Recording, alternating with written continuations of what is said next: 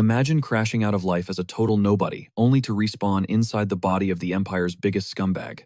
Meet Chris, a dude with genius-level specs, capable of copying any skill with a single glance, literally a walking cheat code.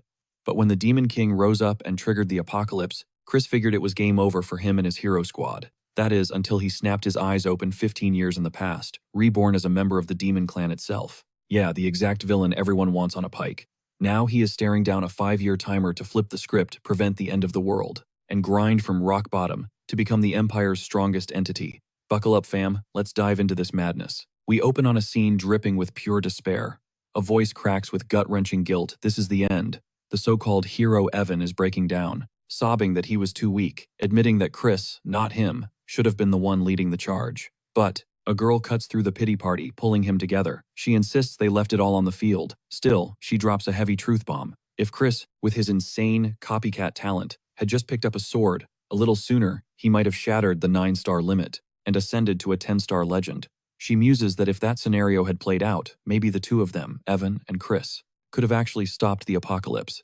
Meanwhile, Chris, known famously as the Great Extra, because of his broken talent to master anything instantly, is reflecting on his own twisted path. He thinks about how he snagged that nickname by stacking up achievements like trophies. The saga of this Great Extra kicked off at age 20, the moment he bailed on his toxic clan, hustling in back alleys and dreaming of the big time. But when the Demon King of Carnage launched the invasion of the Magic Empire, kicking off the Age of Destruction, a recruitment flyer for the hero's party grabbed his attention. Chris instantly recognized it as a golden ticket, a once-in-a-lifetime shot to etch his name in history. He figured he'd survive the war and retire on a pile of gold. Spoiler alert, they failed hard. The Dominion of Light crumbled, swallowed whole by the Demon King. The girl whispers a desperate prayer, if only she could rewind the clock. She'd make sure Chris was the chosen one. Chris, however, is internally screaming, no thanks. Even if he got a second playthrough, he has zero desire to run it back. One lifetime of hell was plenty, thank you very much. Besides, fantasizing is useless when the world is literally dissolving around them. Accepting that this is the grand finale, Chris makes one final cynical wish. If reincarnation is real, which he doubts, let him respawn as a filthy rich trust fund baby. That's the last thing firing through his neurons, before he blacks out and wakes up to the shock of a lifetime. Regression confirmed. But the vessel, he is now a young master in the Magic Empire. Specifically, he's in the Dark Magic Clan, one of the 12 pillars propping up the enemy empire. From what baby-faced Chris can piece together, he has been yeeted back 15 years into the past. That leaves him roughly 5 years before the Age of Destruction kicks off. Staring out the window, Chris is reeling. He thought he'd seen everything in his previous run. But watching a demonic beast casually gardening, that's a new one. However, the landscape isn't the problem. Chris looks in the mirror and his blood runs cold. He knows this face. It belongs to Christian von Baron Kazar.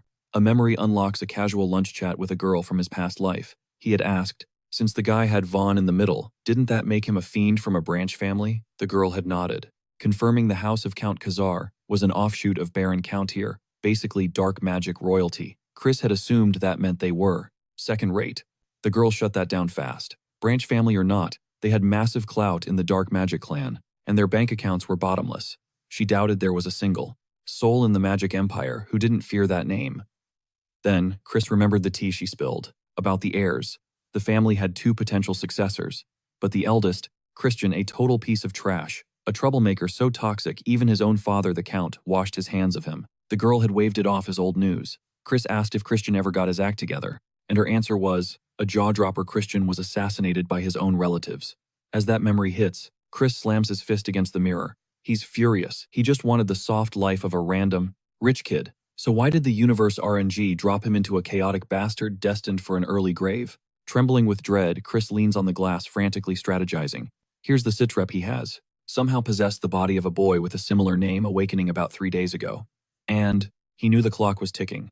Christian had exactly 2 years left to live, and considering the Khazar family practically worshipped honor, the fact that Christian was already on the chopping block meant he was absolute trash in their eyes. The game plan seemed simple enough: lay low, play nice, and maybe, just maybe, he could dodge the Reaper.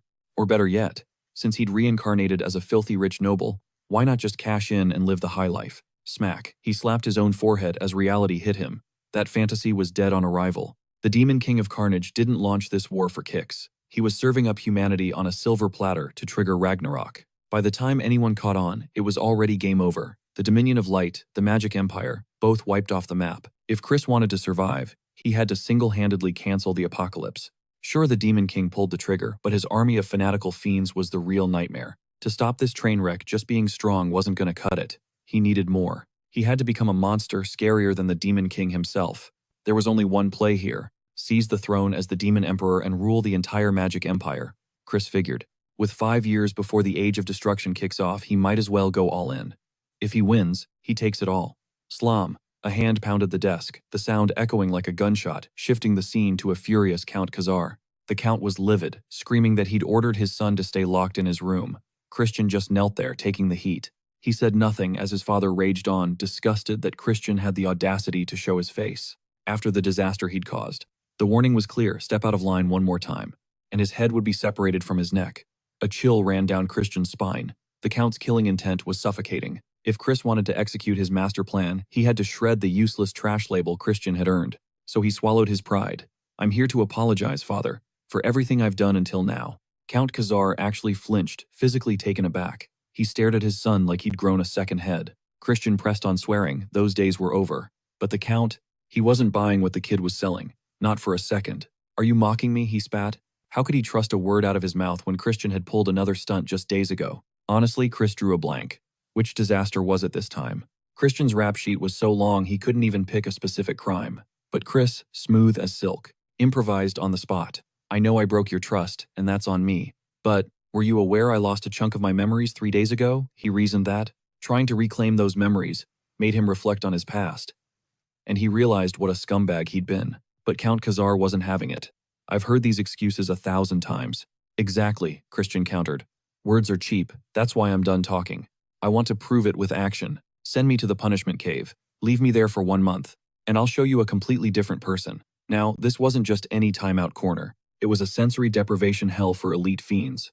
Pitch black, zero sound, all 5 senses gone. A few days in there would turn a normal brain to mush. But for Chris, it was perfect. He needed a hole to crawl into, away from prying eyes. Count Khazar looked at him like he was insane. "You want to lock yourself in there? For a month? Boy, you wouldn't last 24 hours.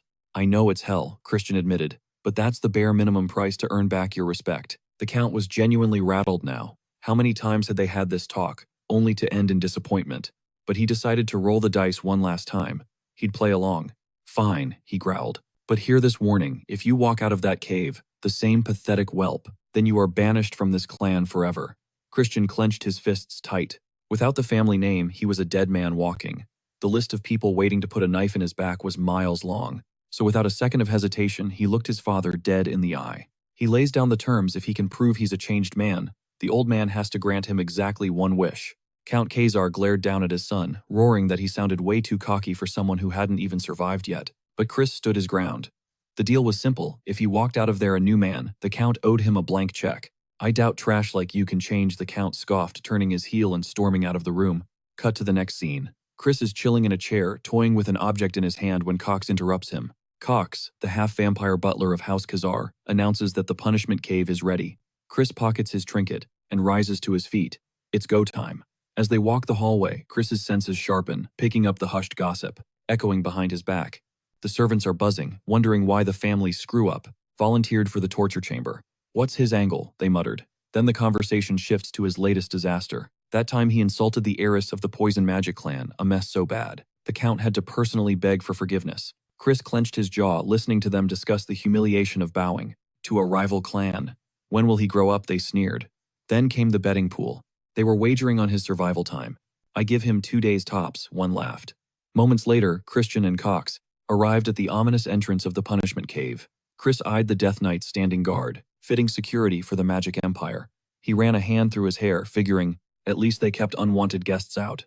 Suddenly, a voice cuts through the air. Chris spins around to see a familiar face, calling him Big Brother. It's Christian's biological little brother, and the family's golden child, Thurn von Baron Khazar. But the reunion is short-lived.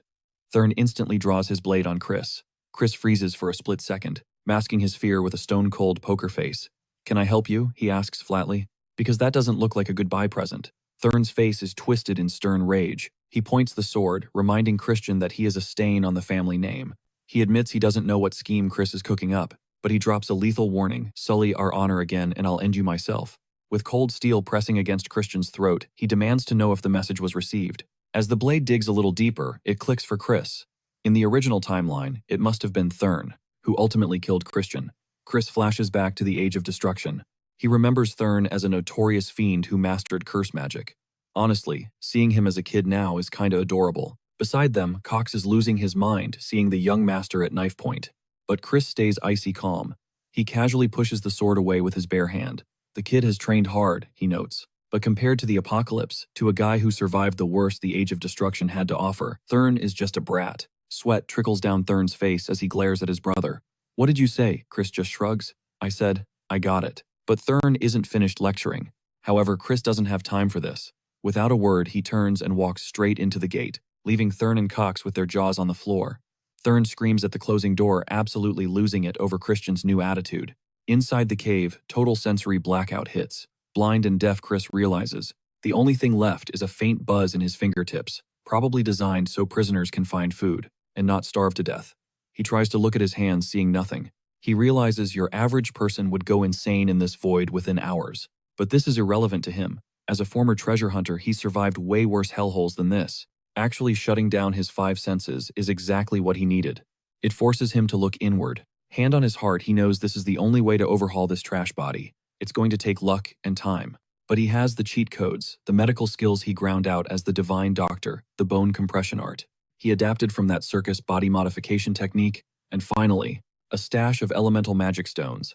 He's confident he can pull this off.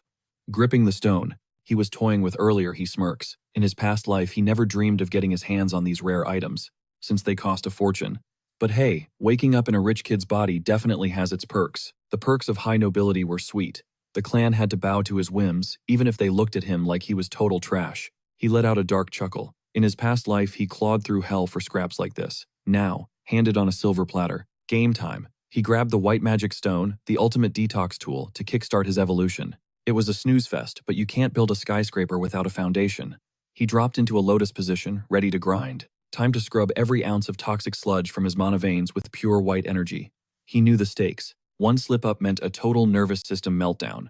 But for a pro like him, this was a walk in the park. Meanwhile, Cox stood trembling in Count Khazar's office. The Count demanded a status report on the prodigal son. Cox stuttered that Christian walked into the punishment cave without a fight, but he feared the isolation would shatter the boy's mind before he could even scream for help. Khazar's stoic mask slipped. Did he push too hard? He remembered a time when Christian was the clan's golden child. How did a prodigy crash and burn so fast he couldn't wrap his head around it? Was it raw talent that bred that arrogance? Didn't matter now. Khazar clenched his fist. He'd rather see his son dead than living as a disgrace. A tiny spark of hope ignited. He remembered Christian's vow to let his actions do the talking. But Khazar crushed that thought instantly. He knew better than to trust a serial liar. His eyes snapped back to Cox. Did you see anything odd? Khazar sensed the servant's fear. Lie to me and you're finished. Terrified, Cox spilled his guts. He took magic stones inside with him. Khazar slammed his fist on the desk. Cox flinched, rushing to finish. He took dreamstones, my lord, the hallucinogenic ones. We have to get him out, Cox pleaded. He didn't know the dangers, but the Count's cold aura silenced him. No, Khazar, stated his voice like ice. If he's that foolish, let him die there. 1 month later, the Count stood before the imposing gates of the punishment cave. Judgment Day. He expected a broken shell of a man. But as the heavy stone doors ground open, Khazar's eyes widened. Standing there wasn't a victim, but a calm, collected Christian smiling like he just left a spa. Been waiting for you, Father, Christian quipped. Silence. You look surprised. Did you think I'd be crawling out? I told you I'd be a new man. The Count scrutinized his son, and for the first time in years, he saw it. That fire. The same predator's gaze Christian had as a child. Khazar masked his relief. So you survived the cave, he said flatly. Christian threw his hands on his hips. Was that a compliment I heard? Khazar crossed his arms unimpressed. Don't get cocky. This is the bare minimum. Trust is earned, not given. Christian suppressed a sigh. This old man was tougher than a rusted shield. Fair enough, Christian shrugged. I'll just have to try harder. But internally he was grinning. His dad probably thought he spent the month crying in the dark. Wrong. He was too busy leveling up to be bored. Step 1. Reconstruct his physique for peak performance. He needed a vessel capable of god-tier swordsmanship. Thanks to that white mana stone, every cell in his body was supercharged. And the Dreamstone absolute game changer. He flashed back to Cox's ghost-pale face, begging him not to take the cursed stone inside. Cox saw a narcotic. Christian saw opportunity. Thank God for stubbornness. Those hallucinations were a blessing. They put his mental training on hyperspeed, slashing the metamorphosis time in half. The result, he forged 2 mana cores. He even unlocked a 1-star light spell in that hellhole. He smirked inwardly. I am a literal genius. Of course he cloaked the light core with his darkness core. If the clan found out he wielded opposing elements, they'd lose their minds. But the cave held one last secret. Just as he was wrapping up, a sound echoed from the shadows. He spun around to find the Dreamstone sitting there. He smirked at the darkness. A parting gift. He realized the truth then. Someone planted this. They wanted him, high, addicted, and broken. Joke's on them. He'd used their trap as fuel for his ascent. Snapping back to the present, he looked his father in the eye. Deal sealed, promise kept. Now it was time to cash in. The Count's jaw clenched tight enough to crack a tooth, but he signaled for him to spill it. So Christian dropped the bomb. He wanted access to the Black Swamp Knights training grounds. The request sucked the air out of the room. A shadow fell over the Count's face. He couldn't wrap his head around the sheer audacity. Why would a total waste of space like Christian even dream of stepping foot in that arena? We're talking about one of the big 3 orders backing the Dark Magic clan. Only the absolute beasts display their skills there. Sensing his dad's rising blood pressure, Christian went into damage control. Relax, I just want to borrow the space. He claimed that witnessing the raw power of the Black Swamp Knights would be the ultimate motivation for him. He quickly added, don't worry, I'm not trying to join the squad.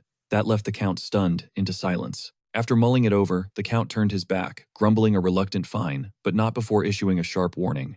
If you embarrass the family out there. But Christian cut him off with a breezy got it, loud and clear. Just as the Count turned to leave, Christian threw in a curveball. Oh, there's one other thing I need. Next scene, boom. Christian struts right into the Knight's territory. Every head turned, confusion painted on their faces. The whispers started immediately. What is that useless Nepo baby doing here? Christian heard every word, but he knew the score. In the Magic Empire, clout doesn't matter, only power does. That's the only reason they dared to trash talk the boss's son. But Christian had a hidden agenda. The real mission, getting inside the library, his second request. His dad had set a quest condition, snag a letter of recommendation from Deputy Commander Mellon. Only then would he hand over the key. And Christian was desperate to get into that library. That's where the Count's entire stash of dark magic grimoires was locked away. To master the dark arts, he needed inside access. Flashback to the punishment cave gate. Christian had asked, why the extra hurdles? I'm still part of the clan, right? The Count hit him with a reality check. Remember when you stole advanced grimoires and pawned them on the black market? And for pennies, no less. Christian cringed hard. The previous owner of this body really was a hopeless screw-up. Back in the present, Christian gripped his sword. He had to shake off the past and focus. Mission number 1. Impress the deputy commander. No screw-ups allowed. Before he could even warm up, the knights swarmed him like sharks. Leading the pack was Thurn. One of the knights stepped up Thurn, sneering that a worm like Christian didn't belong on this hallowed ground. Recognizing his little brother leading the roast session, Christian sighed internally. This kid is such a headache. Then a light bulb moment. A smirk tugged at Christian's lips. Actually, this drama might be the perfect setup. Thurn stomped over, getting right in his face. This is your last warning. Get lost. He mocked. You barely survived the punishment cave. You really want to throw that life away? Christian looked at his little bro, cool as ice. With a calm smile, he clapped back. You sure about that? Dad's the one who let me in. Thurn froze, totally shook. But before he could stutter a comeback, a cold female voice cut through the air. I respect the Count's orders, but I don't trust you as far as I can throw you. Christian spun around. It was Deputy Commander Mellon, and she wasn't just talking, she was radiating, suffocating 4-star dark magic. It was a clear intimidation tactic. She wanted him to wet his pants and run, but Christian he's seen worse. He simply bowed his head respectfully. Greetings, Deputy Commander. Mellon blinked, surprised he wasn't trembling on the floor. Christian didn't miss a beat. Since you're here, I guess talking won't cut it. I'll just have to prove I belong in this arena. He dropped the gauntlet. Let me duel one of your knights. Right here, right now. And I'll win. The crowd went dead silent. Stunned faces everywhere. Christian kept his cool. I'm dead serious. But one condition, no dark energy. He had to be smart, his wasted body couldn't handle the heavy stuff yet. His mana tank was basically empty from years of partying. He crossed his arms, looking unbothered. Pure combat. Unarmed duel preferred. Mellon paused, actually considering the handicap. She knew it would be a PR nightmare if the air got destroyed, but she had to ask. You think you stand a chance without magic? Christian flashed an innocent, confident smile. Watch me. As for my opponent. He pointed a finger straight at his brother. I choose Thurn. Thurn looked like he'd just been slapped. With a glare scorching enough to rival the sun, he muttered under his breath the audacity of this guy. Mellon, however, cut in, suggesting Christian should stay in his lane and pick a punching bag actually on his level. Because Thorn was sitting pretty at 2 stars a tier no normal 13-year-old could touch. Without raw talent, it didn't matter if you were 13 or 23. You wouldn't even scratch the surface of that kind of power. But Christian stood there, arms crossed, radiating main character energy, knowing damn well he wasn't just some random illegitimate child. He shook his head at Melon, declaring that if he was going to prove his worth, he needed to beat someone superior, and Thorn was the perfect target. Eyes burning with malice and challenge, he turned to Thorn and taunted him, asking if he was terrified of his big brother. Seething, Thorn hissed that he accepted the challenge. Instantly, the students swarmed into a circle, most of them hyping Thorn up, screaming for the prodigy to absolutely destroy the bastard. Christian tuned out the noise, cracking his knuckles with a satisfying pop before asking Melon how victory would be decided, and if they were going until one of them tapped out. Melon, hearing this, looked at Christian like he was insane, clearly thinking he didn't know his place. She scoffed, saying surrender was too boring, and declared they would fight until someone was physically incapacitated.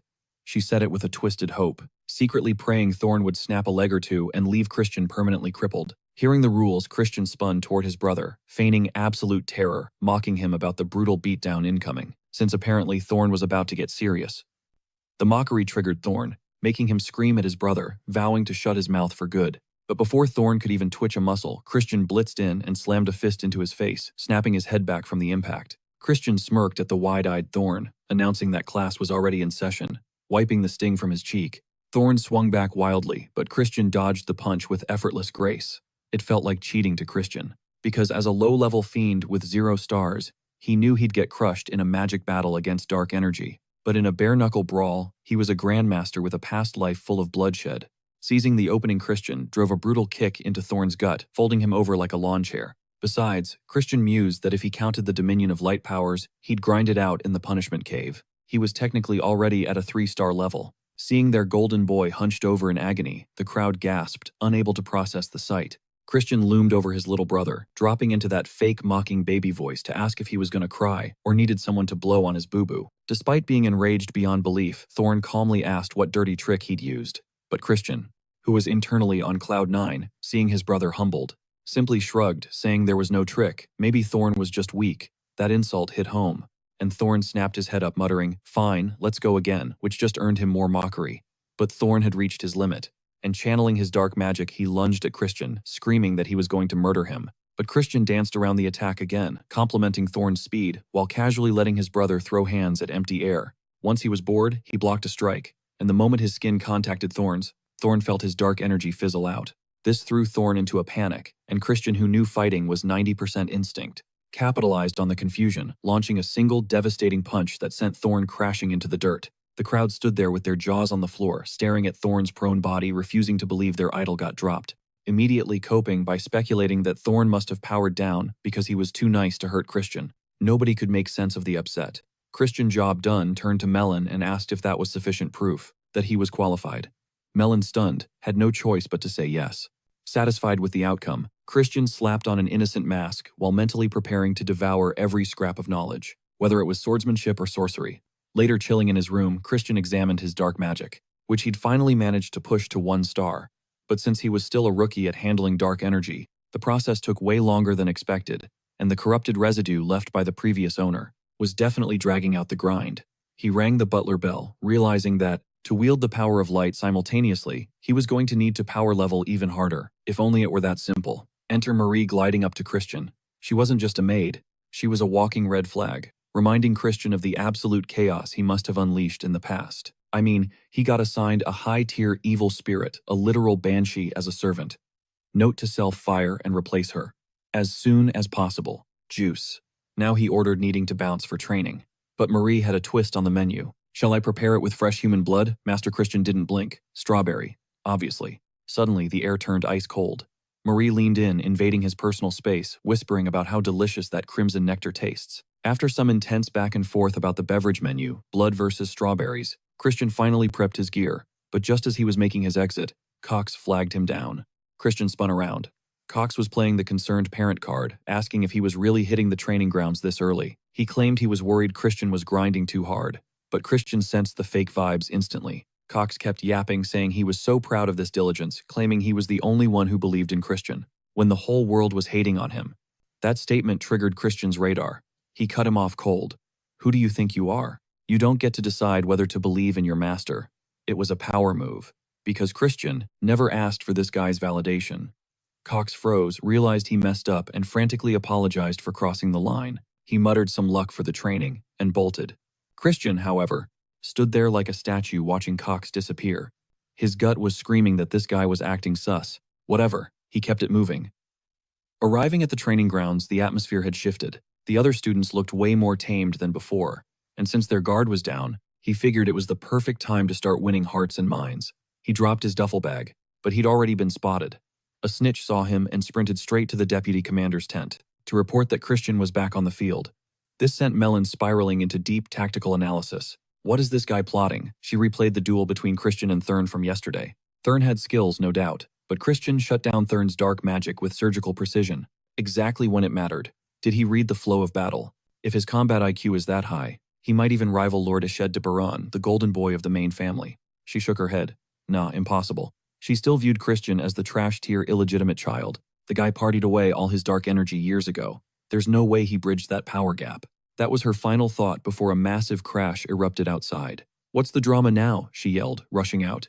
A student filled her in. Christian just had a little disagreement with a squire. She looked over and froze. Christian was towering over an unconscious body, sword in hand. The crowd was paralyzed, totally confused because the guy on the ground was Cannon, a legit one-star fiend.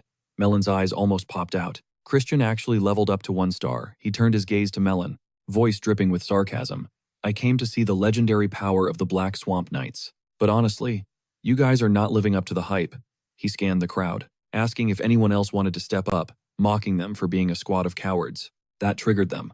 One night Torin stepped forward to defend their honor. Christian just stood there, relaxed, smirking because they walked right into his trap.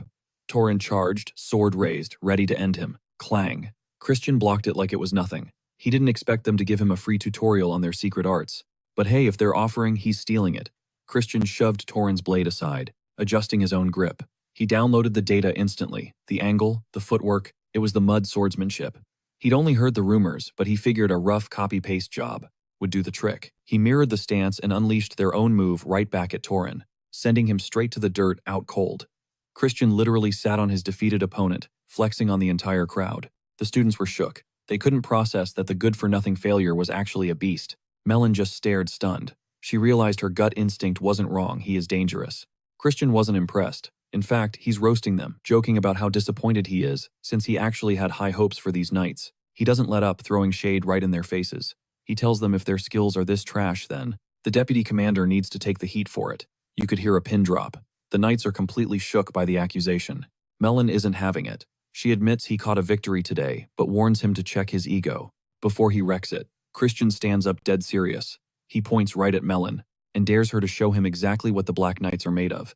That hits a nerve. Her face goes dark, and she snatches up her sword. She unleashes her dark aura instantly, smashing a massive crater into the ground, surrounded by swirling dark magic. She calls Christian a bastard and vows to drop him in literally 1 second. Sensing she is going full tryhard mode, Christian calls her out. He asks if she's really going all out on him and proposes a fair fade dark energy capped at 1 star and absolutely no magic spells. Oh, and for weapons, they are switching to wooden training swords. Melon actually laughs at the handicap. She flicks her blade, announcing she'll snap both his legs like twigs, using just half that power. Christian glances down at his limbs and claps back if he's putting his ability to walk on the line. What is she bringing to the table? She launches herself at him, screaming that any bet is fine, because he is not walking out of here. She swings for the fences, but Christian manages to intercept the blow again. It is heavy, though he has to muscle through just to shove her blade away from him. The knights are glued to the action. They can't believe Christian is actually going toe-to-toe with the deputy commander. It defies all logic. One knight whispers a theory. Maybe he is surviving because Melon's main weapon is usually a heavy greatsword, not this light practice gear. Melon is getting heated because none of her strikes are connecting. She is convinced he is a total scrub trying to gaslight herself into believing he is no match for her. She flashes back to his fights with Thurn and Torin. It is the exact same pattern playing out again. Sensing her panic, Christian hits her with a smirk, saying it looks like things aren't going according to plan. That snaps her patience. She tightens her grip and lunges for the kill, but Christian spots the opening. And without hesitating, bam, he delivers a savage headbutt right to her face. Melon stumbles, losing her stance, clutching her nose in total shock. She stares down at the blood dripping from her face. Christian glares at her, barely believing that gambit actually paid off. He knew Melon was a spell sword. With her magic nerfed, her physical defense is full of holes. If her guard slipped, she couldn't patch it up. With raw strength alone, he figured if Melon was a pure sword maniac, that trick would have failed miserably. Melon stares at her own blood, then suddenly busts out laughing. She admits she never saw a headbutt coming. She apologizes for sleeping on his skills, and promises to lock in now. But Christian looks confused, and tells her the fight is already over. During the headbutt, he grazed her with his fingernail. If that nail had been tipped with poison, she would be a corpse right now. Realizing the truth, Melon shoulders her sword, accepts the loss, and asks him to name his price. But she throws in a condition: she wants a run back, one more opportunity to fight him. Seeing an angle, Christian agrees to the rematch, but only if she honors a second request from him. She agrees. So, Christian steps close and drops his voice, asking if she will kneel before him. Melon recoils, arguing that is impossible. Her loyalty belongs strictly to the main family of the Dark Magic clan. Christian nods, acknowledging she is just visiting from the main family. However, he says the issue will fix itself once he takes the throne as the young lord of the clan.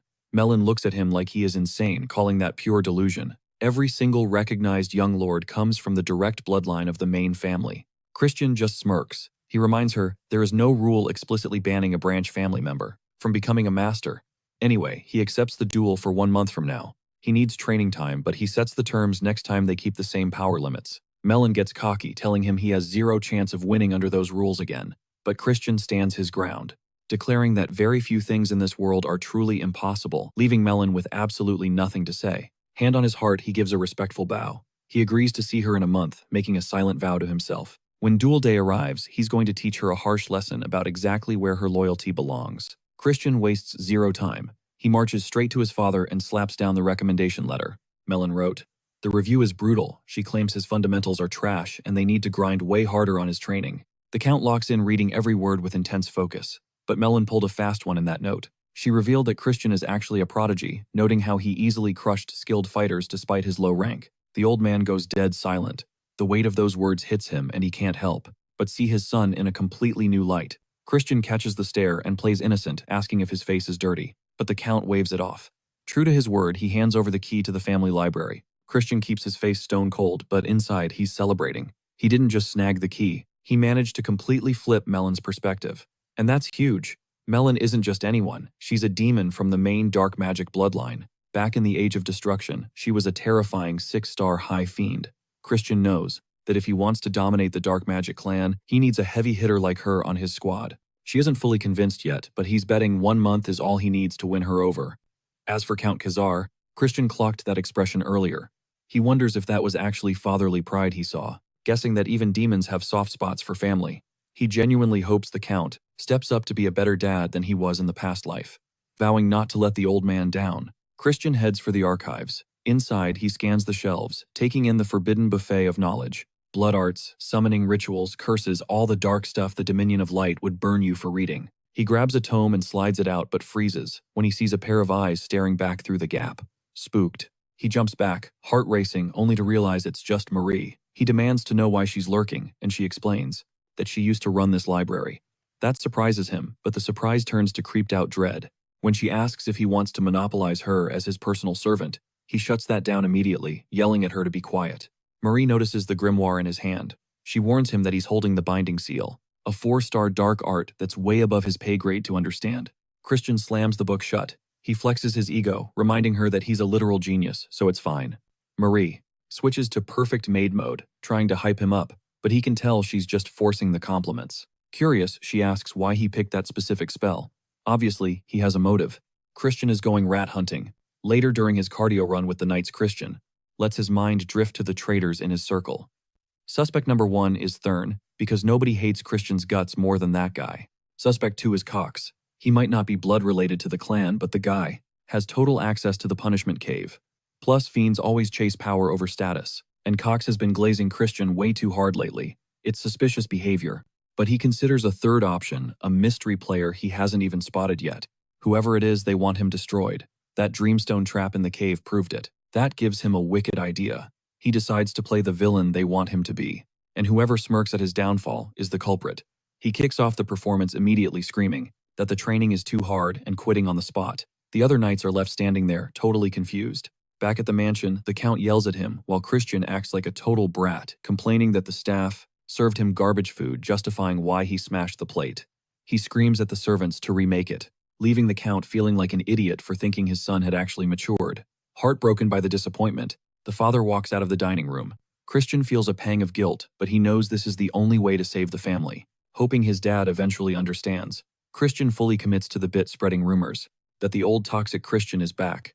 He harasses the maids, cleaning the halls, and burns money like it's nothing. He caps it off by demanding wine from Marie, then screaming in her face when she tries to cut him off. Marie played the saint, acting like he was sipping on hard liquor. Christian, however, saw right through the charade. He called her out on the non-alcoholic switch. Marie immediately gasped, staging an Oscar-worthy scene about the booze magically vanishing because minors are forbidden from drinking. Christian tried to hold on to his trash-tier noble persona, sneering that rules shouldn't matter, since he was a good-for-nothing scumbag anyway. Marie tilted her head, asking if he had decided to enter his villain era again before assuring him that it didn't matter. She vowed she would remain his loyal servant forever. Totally creeped out by her intensity, Christian dropped the act. "I'm catching a rat," he confessed, flashing his newly mastered binding seal. Marie's jaw hit the floor. Christian smirked, reminding her he wasn't lying about being a prodigy. He had modified a high-tier spell to work with zero effort, even at a low star level. He let her know he hadn't just been goofing around. He'd been grinding, mastering spell after spell. Looking at him now, Marie actually started to wonder if he was built different. Suddenly, the door slammed open. Thurn stormed in, looking ready to kill. Christian spotted his little brother and flipped the switch instantly, slurring his words, stumbling the full drunk loser routine. He asked what the kid was doing there. With murder in his eyes, Thurn asked if this was rock bottom, admitting he actually foolishly thought his brother had changed. Christian internally smirked. Thurn's rage was genuine, pure disappointment. That meant Thurn wasn't the traitor. Suspect cleared. Christian decided to bring him into the fold. He leaned in, whispering that there was a rat in the mansion. Thurn froze, completely blindsided by the confession. Christian explained that someone under this roof wanted to see him burn, and he was planning to give them a front row seat. Thurn hesitated, wondering if this was another lie. To prove it, Christian shoved the glass under his nose. It was fake, just grape juice. Thurn's eyes widened, realizing the truth. "Who is it?" he demanded. Christian swirled the fake wine, eyes cold. "Hard to say," yet he murmured.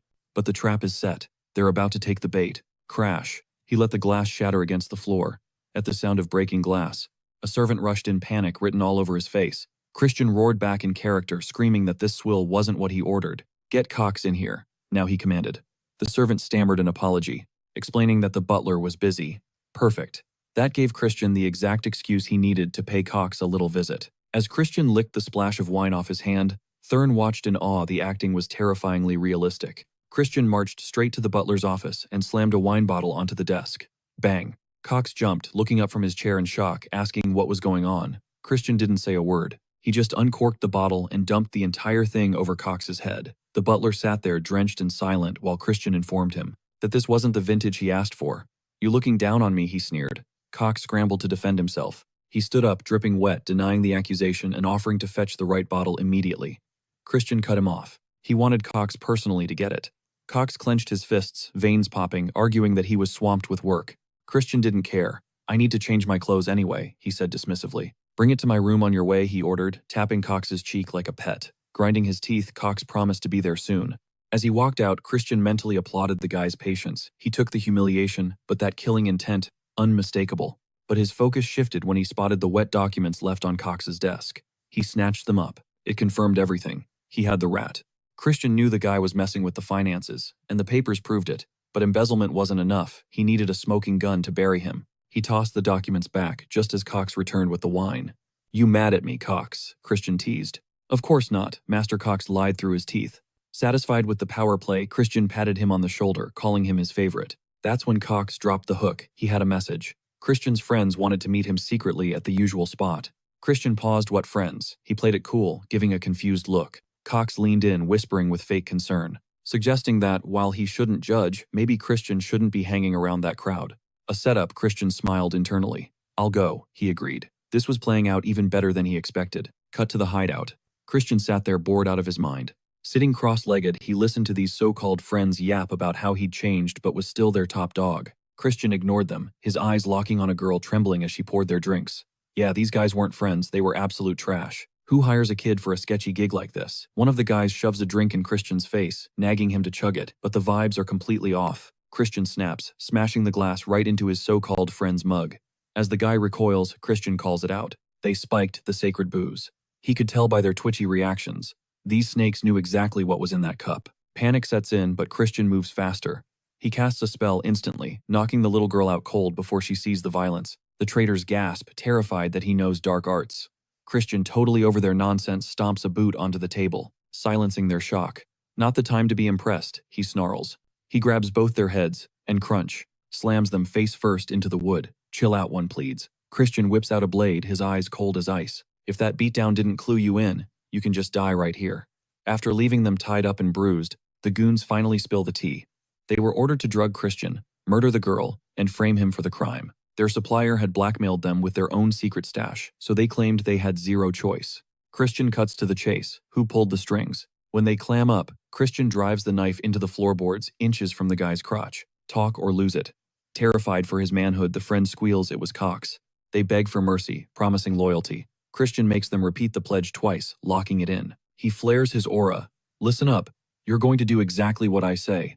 While the goons drop to the floor defeated, Cox bursts into the Count's office, sweating bullets. Emergency, he yells. The young master just committed murder. The Count bolts upright, horrified.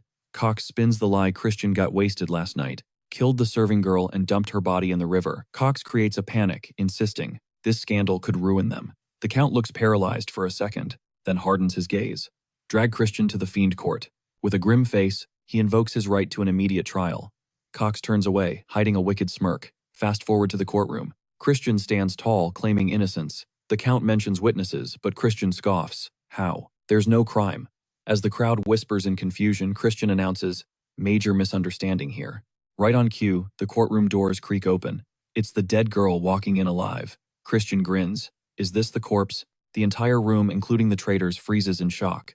The girl speaks up. Christian saved me. I passed out, he took me home and even paid my rent. She points an accusing finger. Those friends are the villains. They spiked his drink. The drama hits its peak. Christian activates his magic, forcing the bruised friends to vomit the truth. The murder report was a hoax. And Butler Cox ordered the frame job. Cox loses it, screaming. Lies. They're lying. He tries to gaslight the court, claiming he's the victim here. He glares at Christian. This prank is over, but Christian saw this coming a mile away. He turns to the Count. As the victim of this setup, I have one demand. Let me act as your proxy. I want to cross-examine Butler Cox myself. The Count sees the fire in Christian's eyes. Fine. But one wrong move and you're done, he warns, ordering Cox to the defendant's stand. Christian steps up, radiating authority.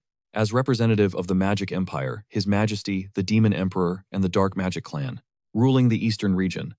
And as the voice of Count Khazar, he begins the interrogation. Do you swear to speak only the truth? Cox agrees. Christian pushes. Are you sure? Cox says yes again. Snap. Christian triggers the binding seal, just like he did with the goons. The court gasps a kid. Using 4-star dark magic, Christian had hacked the spell, making it work at a lower level by forcing the target to swear twice. Cox walked right into the trap.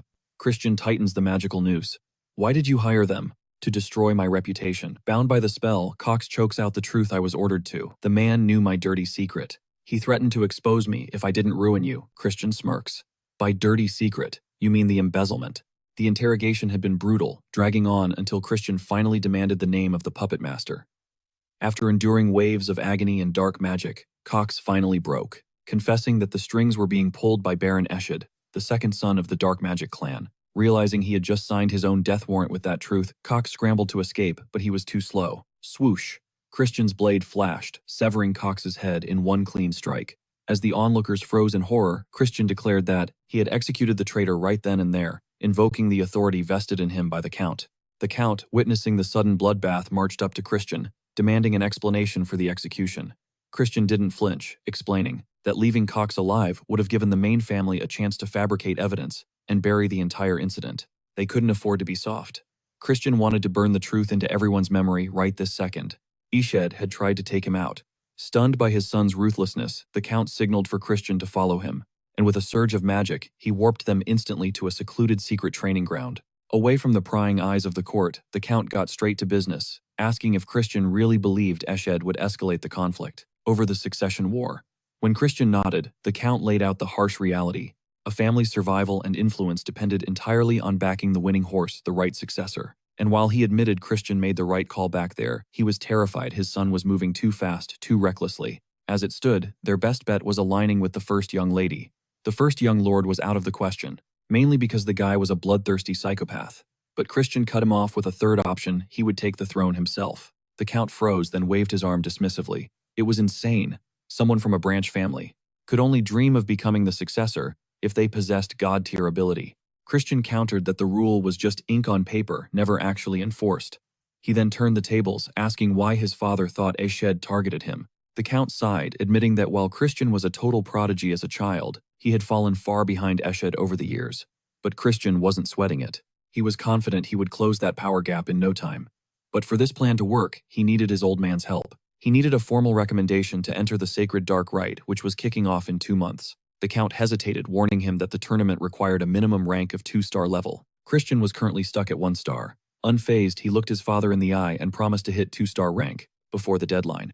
Crossing his arms with a confident grin, he asked his father to trust him. Soon, word spread like wildfire that Christian was a changed man and that the Count was personally putting him through a training regimen so brutal, even veteran knights couldn't stomach it. Cut to the training grounds, the Count was floored. He had only just introduced the blackside swordsmanship technique, and Christian had already mastered the basics. While the Count stood there processing the shock, Christian questioned the traditional method. Why keep the moves separate? The textbook said, to bind with mud swordsmanship, and then strike with blackside. But Christian saw a flaw in the logic. He felt there was a cheat code to this.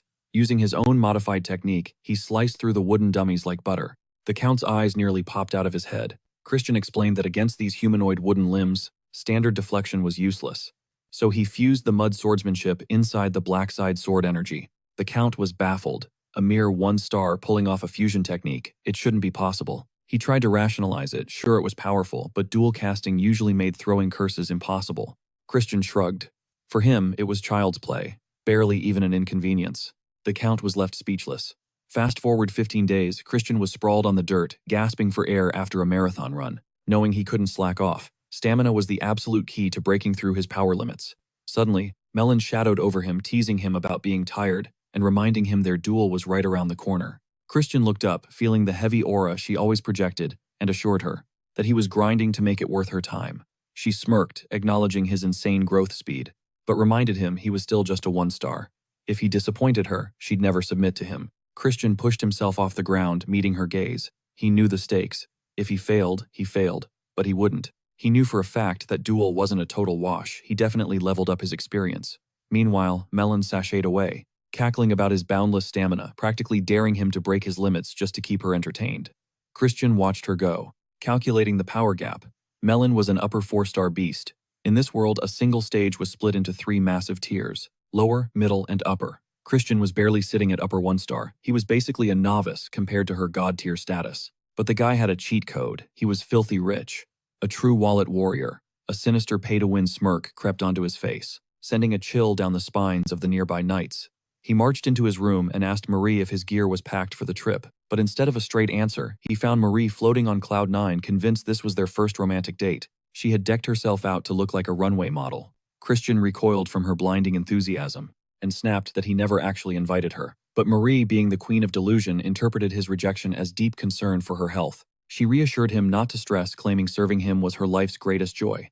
It triggered a flashback to a chat with his dad. Christian had begged to swap his attendant for a human, but his father dropped the bomb. Impossible. Turns out, the old Christian locked in a soul-binding master-servant contract with her. High-ranking banshees don't obey without one. The news had floored him.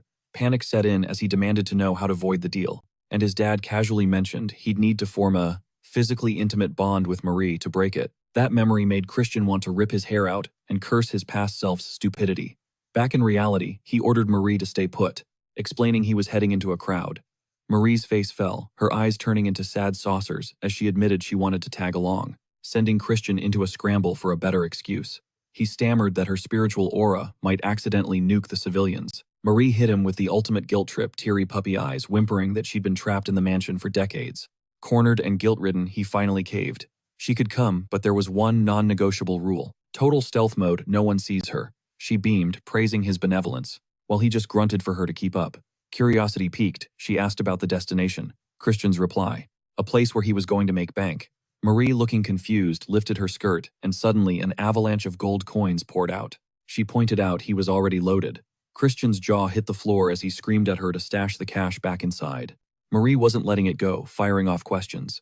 Exhausted Christian hinted the money was for a hobby, from his past life. But the moment he stepped out the gates, Thurn was there scowling and barking about him being late. Stunned to see his brother, Christian asked what the hell he was doing there. Thurn dryly replied he was on babysitting duty, just in case Christian decided to act like a degenerate again. Christian laughed it off, joking that he was only heading out to gamble away the entire family fortune. Seeing Thurn's horrified expression, Christian reminded him they were fiends, booze, and betting were practically in their DNA. Heck, even the Demon Emperor endorsed gambling. There was a reason the vice was legal.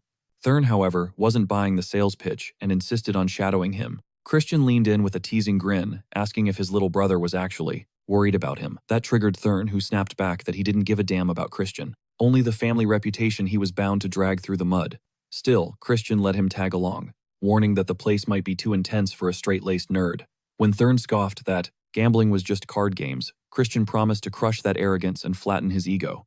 Upon arrival, Thurn stood there gaping at the massive casino, unable to process that a building could be this flashy. Christian told him to stop looking like a country bumpkin and tossed him a mask, explaining that anonymity was the only ticket inside. He then signaled Marie to go invisible and pulled her close to whisper a secret strategy. She nodded, executing the order immediately, while the brothers secured their masks. Thurn pressed for the game plan, but Christian brushed him off, telling him to chill because they were already behind schedule. As they strutted inside, the crowd turned to stare, whispers rippling through the room about the two fresh marks who looked like born and bred suckers. One gambler sneered, mocking the idiots walking straight into the lion's den without a clue. Ignoring the heat, Christian turned to Thurn and laid down a bet on who could rake in the most cash in 1 hour. If Thurn won, Christian would call him Big Brother for a month. But if Thurn lost, he'd be answering to Christian. Thurn, totally clueless at first, suddenly puffed out his chest, ready to throw down on the bet. Christian snatched the coin bag, taunting, "You scared?" But Thurn scoffed, walking off with a, "Watch me go first." Chris slid into a seat while some random hype man nearby immediately declared it a win for him, buttering him up, saying he had natural talent and could make a killing if he kept playing. But Chris knew the score. This casino was a trap. Feed the fish, a little bait, let them get arrogant, then gut them the second they drop big money. Chris. He'd seen this hustle 100 times. He could smell the scam a mile away. But his little brother Thurn, zero clue. He walked face first into the buzzsaw. Chris knew it was game over. Seeing Thurn caught tighter than a fish in a gill net, he leaned in, faking concern. "Pack it up, bro. Go to sleep." Thurn got defensive, acting like they were in the same sinking boat. Chris shut that down fast. "I only lost 500 rupees. Thurn snapped back. "Well, I'm only down 1,000. The whole table erupted in laughter at the cell phone. Chris saw the wolves circling. Thurn was fresh meat and the gambling sharks were ready to feast. "You done?" Chris asked. Thurn just snatched the cash straight from Chris's grip. Chris flashed a grin and shrugged. He played the concerned brother, but secretly he needed Thurn to crash and burn, because Thurn was just bait for the real plan. As the night dragged, Thurn was sweating bullets, oblivious to the eyes tracking his every twitch. Chris clocked every trick, the hand signals, the shuffles, and realized this setup was too perfect. Suddenly, Marie materialized behind him like a shadow, whispering she'd located the targets. "Crushed it," Chris murmured. Meanwhile, Thurn was spiraling, totally broken by the losing streak, while Chris and Marie shared a dark chuckle. Moments later, Marie led him to a secluded door, signaling, "This is it." Chris nodded. "Kick it open." The second they breached the room, panic erupted among the suits inside. "Who are you?" Chris ripped off his mask, flashing a cold smirk, suggesting if they had a brain they'd know his face. The temperature in the room dropped to sub-zero. "Get the boss." One lackey's attitude flipped instantly, bowing so low his nose scraped the floor, terrified that the infamous Chris was actually here. Enter Grant, the big shot running the Grant Merchant Guild. Grant wore his merchant smile like a mask, but everyone knew the dirty truth he ran, this gambling den too. "Private chat," Chris demanded. Grant tried to play innocent, asking why, but Chris cut right to the chase. He exposed the scam on his little brother instantly, then dared to ask Grant why he was even here. Grant choked. "That loser in the tiger mask is your brother." Chris didn't blink, dropping the bomb that Thurn was the true heir of Count Raiden Khazar. The color drained from Grant's face. "I just run the place. I didn't cheat him," he pleaded. Marie decided to turn up the heat, shooting him a glare that screamed death. Grant collapsed, begging for his life, swearing if he knew the kid was with the Count, he never would have touched him. Chris raised a skeptical eyebrow. "Prove it." Grant scrambled. "Money. How much do you want?" 1,000,000 rupees, Chris deadpanned. Grant looked ready to faint, but Chris decided to show mercy, settling for 200,000 instead. Grant nearly wept with relief, but Chris held up a finger. He wanted one more thing, keeping it mysterious. Later, Chris was grinning ear to ear, inspecting the high-tier gear bought with the payout. Marie whistled, impressed. She hadn't expected him to dump the cash into upgrades so fast, and dubbed it a. Chris dug Marie's vibe, but let's be real, his eyes were glued to the wicked shimmer of his new steel. Marie cocked an eyebrow. That blade screamed déjà vu until it clicked. This was Gruna, the legendary holy sword wielded by a hero who literally traded his soul just to grip the hilt.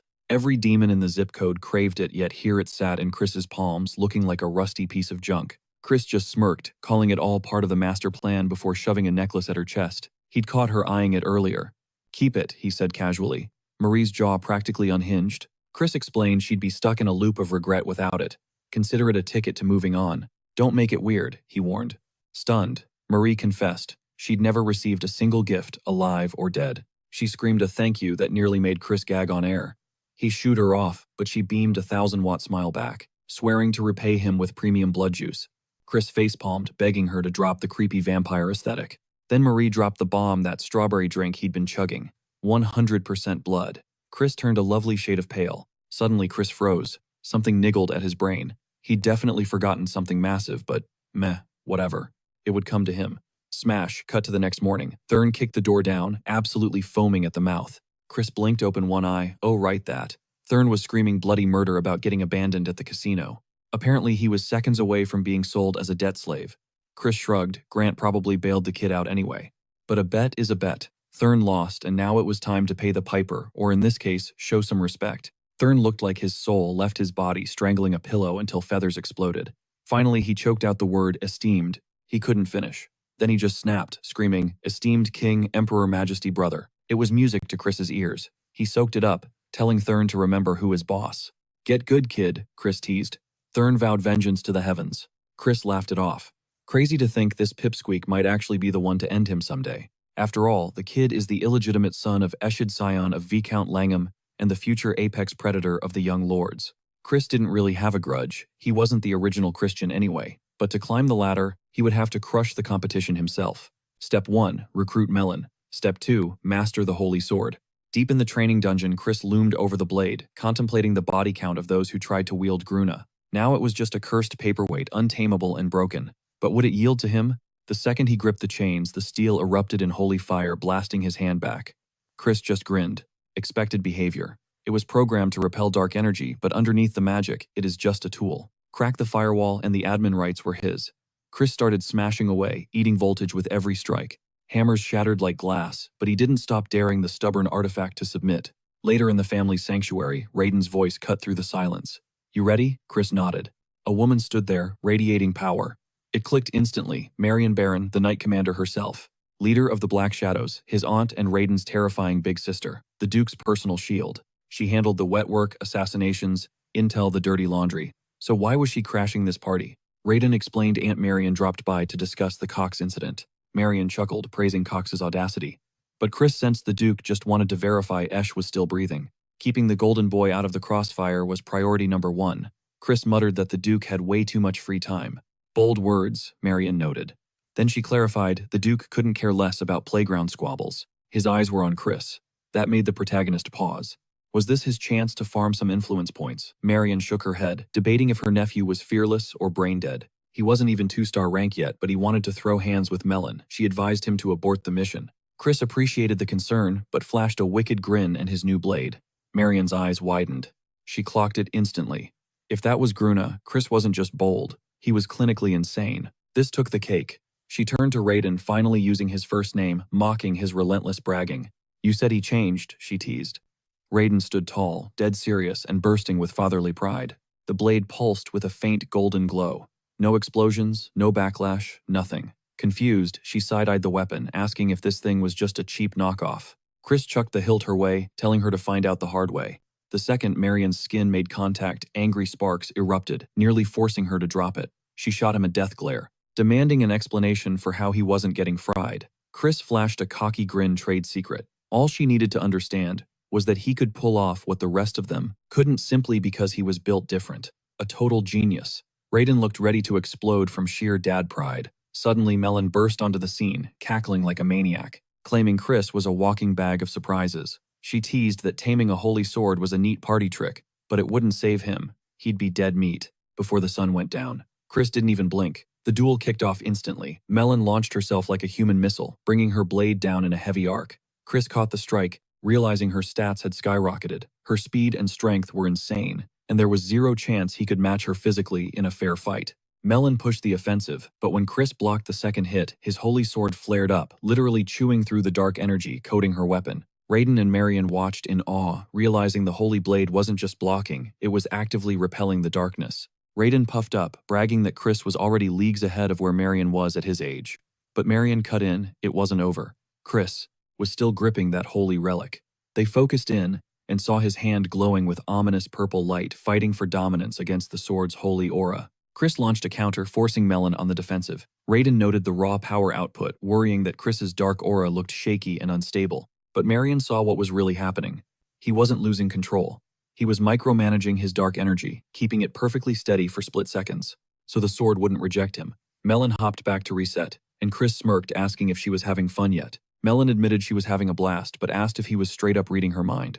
Chris nodded. He wasn't psychic, just hyper-observant. Every attack starts with the body. Even the pros have to tense muscles and shift weight before they can swing, so Chris was just reading her shoulders for the telegraph. Melon's grin widened. She told him that little trick wouldn't be enough to save him. Abruptly, a toxic green aura erupted from her hands, snaking out to bind Chris in place. She reminded him that Black Swamp Knights were expert spell swords. Chris responded with a violent shockwave of holy energy, blasting the bindings away. He admitted that one actually almost caught him slipping. She demanded to know if he was packing a purification artifact.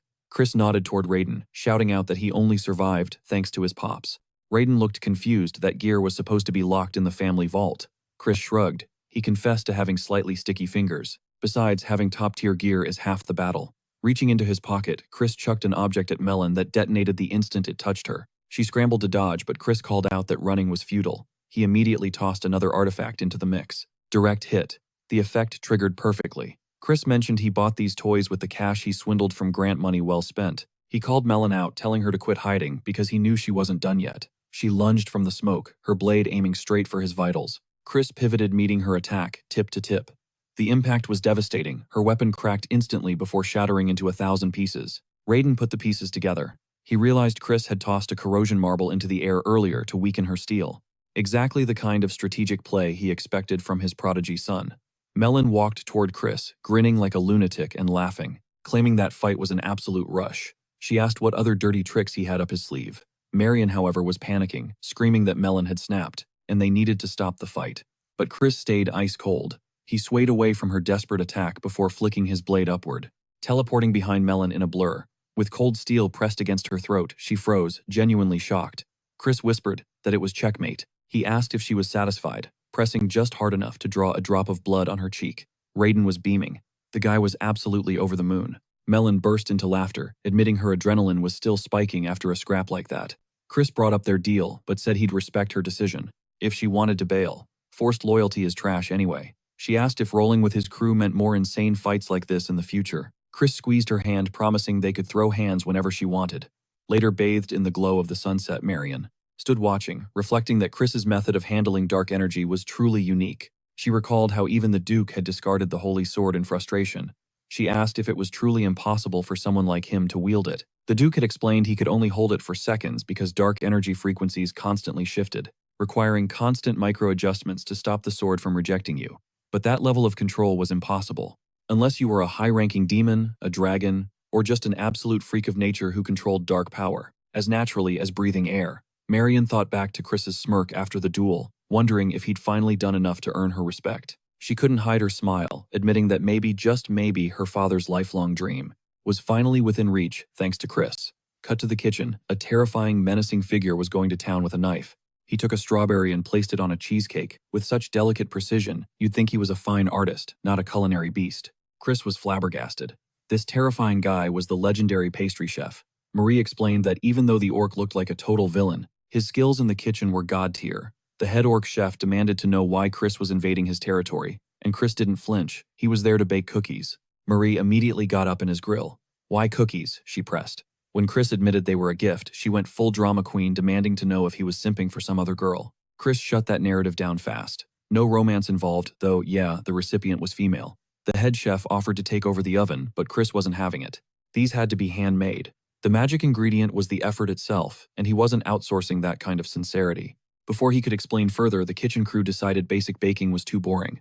They went absolute goblin mode, pulverizing strawberries into a violent jam session, sending crimson splatter everywhere. Chris took a direct hit of goop to the cheek, staring blankly at the strawberry massacre unfolding around him. He deadpanned at Marie, asking if she was 100% positive They weren't spiking that juice with actual blood. Marie just let out that signature maniacal cackle. Later that evening, Chris caught sight of Marion prepping her mount silhouetted against the twilight. He hollered out, rushing over. He'd heard she was bouncing and couldn't let her leave without a proper send-off. She thanked him, eyes concerned that he might still be gassed from the duel. Chris brushed it off, flexing his stamina before revealing the payload, the cookies. Marion actually blushed, looking shook that he'd put in that much effort. Chris shrugged it off. He was just hyped to reconnect with his aunt and simply wanted to do something extra. His mind flashed back to yesterday, grilling his dad for intel on exactly what kind of flavors Marion vibed with. Raiden had roasted him, claiming Chris had zero game when it came to winning over women. Back in the present, Chris urged Marion to take the taste test, emphasizing the handmade part. Marion was skeptical. She took a tiny nibble, and the flavor absolutely slapped. She looked at him wide-eyed. These were legit delicious. Seeing Chris beam with genuine pride, Marion decided this level of service needed a reward. "Name your price," she offered. Chris didn't hesitate for a second. He asked her to step up and be his true aunt from here on out. Marion chuckled immediately, sensing layers to that request. She clocked it immediately. He wanted backup for the succession wars. With a heavy sigh, she broke it down. Adults from the main house had to stay neutral. No taking sides. It was the law of the land. But Chris looked her dead in the eye. He just wanted a closer connection with his blood relative. Pure and simple. Then he dropped a smirk. Of course, if she felt like spoiling him with some secret assist on the side, who was he to refuse? Marion laughed, grabbing another cookie. She said she vibed with his honesty. A nephew with baking skills like that, impossible to hate. Chris promised to keep the supply chain running. With one condition: she couldn't make him sad, or it might ruin the flavor profile. So she'd better stay on his good side. Marion just smiled, then pivoted. Had he ever thought about enlisting with the Black Shadow Knights? Chris tried to deflect, but she cut right through his excuses. She told him his performance against Melon was electric. He had the potential to eclipse even the Duke one day. But the competition, they weren't lightweights. Her fear was that he'd burn out before he peaked. Chris's answer was cold. He'd rather die climbing the mountain than live without ever trying. Marion looked stunned by the intensity, but Chris thanked her for the concern. In his mind, losing wasn't even an option on the table. For some reason, coming from him, it sounded like a fact. She vowed not to stand in his way, even if his path got reckless. She left him with one final warning: beware the first young lord. Chris frowned, confused why she'd flagged Julian, and not Escheld. Julian had a rep for being the softest, most gentle of the bunch. Marion just gave a cryptic smile, saying the realization would hit him soon enough. Chris nodded, locking that info away as she waved goodbye and galloped off. Chris stood, rooted to the spot, replaying the dialogue. That night, lying in bed, his brain was running a marathon. He analyzed his aunt and father. Both boasted 6-star rankings, yet they were barely footnotes in the Great War's history books. It made him wonder how many absolute monsters were hiding in the woodwork of the Empire. He guessed their faction had to be stacked with heavy hitters, maybe even outclassing the Dominion of Light. Chris swore to himself, no more failures. It was time to get strong fast. A whole month dissolved in the blink of an eye. One morning, Chris reported to his father's office. Raiden started to brief him on something major, then froze. He stared at Chris's aura. 2 stars. Already. Calling that kind of power-leveling nuts was an understatement. Chris just shrugged. A promise is a promise. So his dad needed to chill with the shock. Chris cut to the chase. Why the private meeting at the crack of dawn? Raiden dropped the bomb. The main family had finally replied. He'd put both Chris and Thorn forward for the sacred dark rite, but only Thorn got the green light. Chris's expression crumbled as Raiden read the list of reasons: the excessive spending, the wild raves, the petty theft, the drunken brawls, and the trail of wrecked property. Basically, Chris's entire greatest hits album of bad decisions. Raiden couldn't even defend him because the receipts were undeniable. Chris let out a long sigh. Even legends have to pay the piper eventually, and he'd have to take the L on this one. But Raiden was fuming. He couldn't believe the main house would disrespect his son like this. Chris wondered if Viscount Langham was pulling strings, but his dad shook his head. The Viscount had been quiet ever since Ishield messed up. No, the call came from higher up. It was Lion D. Aaron calling the shots, a direct descendant and the MVP of the upcoming rite. Chris's eyes narrowed as he connected the dots. The sacred dark rite wasn't just a ceremony. It was a slaughterhouse. Candidates lined up to siphon pure abyssal energy straight from another dimension. But with the supply running critically low, the event spiraled into a cutthroat battle royale to see who could snatch the biggest slice of power. Your final ranking determined your energy intake, serving as the ultimate cheat code for claiming the title of Young Lord. Massive advantage in the race for the heir's seat. If Lion hogged the darkness, Chris's dream of becoming the 6th Young Lord was dead in the water. Raiden slammed a fist to his chest, swearing loyalty and even offering to drag Marion into the fray if things got hairy. Chris shut that down immediately. He was flying solo. Raiden acknowledged Chris's glow-up and newfound strength, but insisted. He let the grown-ups handle the messy clan politics. Chris gave a polite nod, but the gears in his head were already grinding out a master plan. Chris asked if Count Tierman's brood would be crashing the right. Raiden grunted a yes. Count Roman's third brat was in the mix. Worse, the punk had allied with Lion trash-talking Chris as nothing but a cheap trickster who played with pets. Like he didn't even deserve a spot in the arena. Chris chuckled, realizing his dad was being a total helicopter parent, and told him to take a chill pill. He'd clap back with results when it mattered. Since the Tierman squad leading the Black Pill hunt was already throwing shade, Chris figured infiltrating as a lowly driver was the perfect stealth play. Deep in the shadowy heart of the estate, Marion was briefing the Duke. She confirmed she'd kept tabs on Christian, but the Duke wasn't buying it, recalling the boy as a fraud, a washed-up prodigy with an ego problem. Marion pushed back, insisting Chris had undergone a total transformation. The Duke paused, intrigued. He asked if she really thought Chris could achieve the ambition that drove the Duke to use forbidden arts just to stay alive. Marion couldn't guarantee a win, but she swore Chris was their best shot. That sparked the Duke's interest. Still, he scoffed that Chris probably wouldn't even survive the qualifiers for the Sacred Dark Rite, asking if the clan agreed. Marion confirmed the odds were trash. Would the Duke step in? Hard no. A true apex predator had to smash through barriers alone, not get carried. Marion argued that while Chris was young, he was a dormant beast who could go the distance. The Duke's glare intensified, practically laser beaming a warning through her skull. Don't cross me. Reading the room, Marion zipped her lips. The Duke claimed his harshness was a form of love for those with potential. Then he teased Marion, asking if she was covering for the kid because she had a soft spot for him. Ready to escalate, the Duke summoned Simon, the head butler. The guy glided in looking like he walked straight out of a horror movie casting call. Seriously, pure villain energy radiating off this dude. The Duke ordered him to shadow Chris until the right and spill every detail. Simon grinned, asking if he could pull a little prank while watching. Marion shot him a death glare, but the Duke just warned him not to break the toy. Simon cackled, exiting to brew some chaos. Marion just prayed Chris could survive the incoming storm. Cut to Chris rattling along in a carriage through a village. Hitting 2 stars this fast was pure freakish talent, but his stamina bar and mana pool were dangerously low. Hitting 3 stars right now was a pipe dream. To power level, he needed a black pill to inject some monster-grade darkness into his veins. Conveniently, the Tierman hunters running the operation were already beefing with him. Perfect timing. But simply jumping the Karage beast wouldn't drop the loot. The black pill didn't just spawn automatically. There was a hidden unlock condition Chris was keeping close to the vest. When the carriage halted, Lardis sprinted over, flashing a greasy smile and asking what brought the young master out. Chris skipped the pleasantries, guessing Lardis hadn't come empty-handed. Lardis tried the loyal servant act, offering a gift, but Chris slapped it to the dirt. Lardis's eyes nearly popped out. Chris revealed he knew all about the shady side hustles, tax evasion, gambling dens, and demanded it stop. He wouldn't tolerate dirty tricks from a low-tier minion. Chris offered a one-time pass, warning Lardis to clean up his act. Pivot time. Chris demanded a gray pill. Could Lardis make it happen? Lardis whined about inflation and rising prices. Chris caught the drift and signaled Marie. The switch flipped. She unleashed a maniacal cackle. And poor Lardis looked like he was about to soil himself. The cute librarian facade dissolved into pure banshee nightmare fuel. Even Chris had to admit she was terrifying. The second Lardis saw Marie go psycho, he hit the deck, groveling and swearing to fetch the gray pill instantly. Chris smirked. Cooperation was so much easier, adding that he also needed a dagger capable of shredding armor. Lardis looked completely bewildered, but Chris was already walking away. Zero sympathy given bad guys don't get pity. As they rolled back, Marie asked if they were finally ditching this place, but Chris shook his head. One last pit stop. He eyed an apothecary shop and barked at the driver to curb the wheels. Inside, Chris prowled the aisles like a hawk. He started pointing out vials left and right.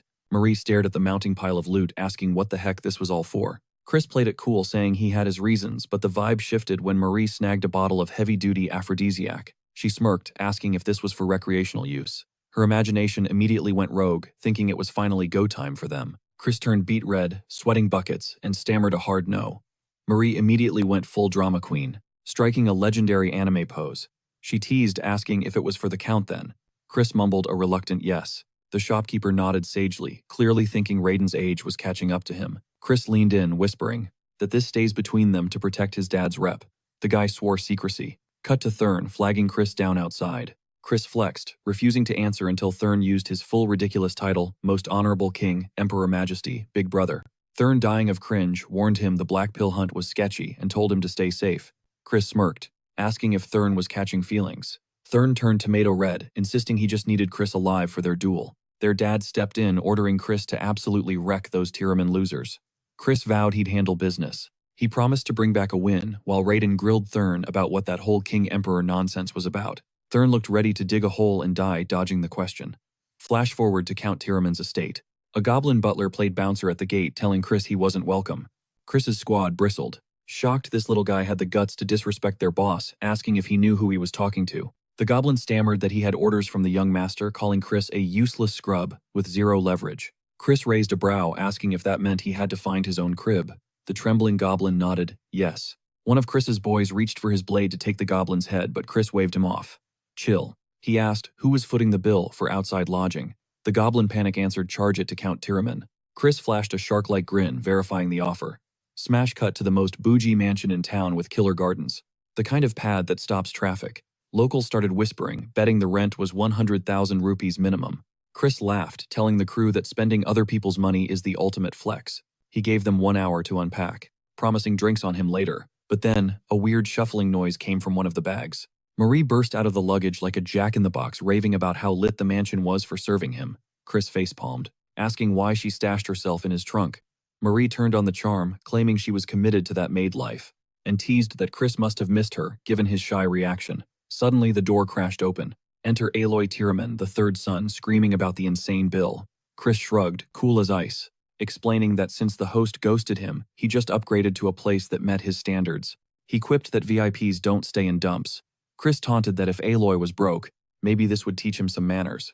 Aloy, fuming, crushed the invoice and started chanting a spell. Boom. A shadow panther materialized next to him. Chris recognized the magic instantly. The Count's subjugation arts. This wasn't taming, it was breaking a beast's mind with pure terror. It was packed with complex mental attacks and hallucinations. Chris knew mastering it took time, but right now, he just wanted to punt the arrogant cat. He turned to Marie, saying a beast this big required a weapon. Marie popped the inventory, and Chris grabbed his trusty stick, daring Aloy to bring it. Aloy screamed commands, sending the panther in for the kill. The beast lunged, fangs bared. Chris blocked with the wood, but the cat was heavy. Snap. The stick broke, sending Chris rolling.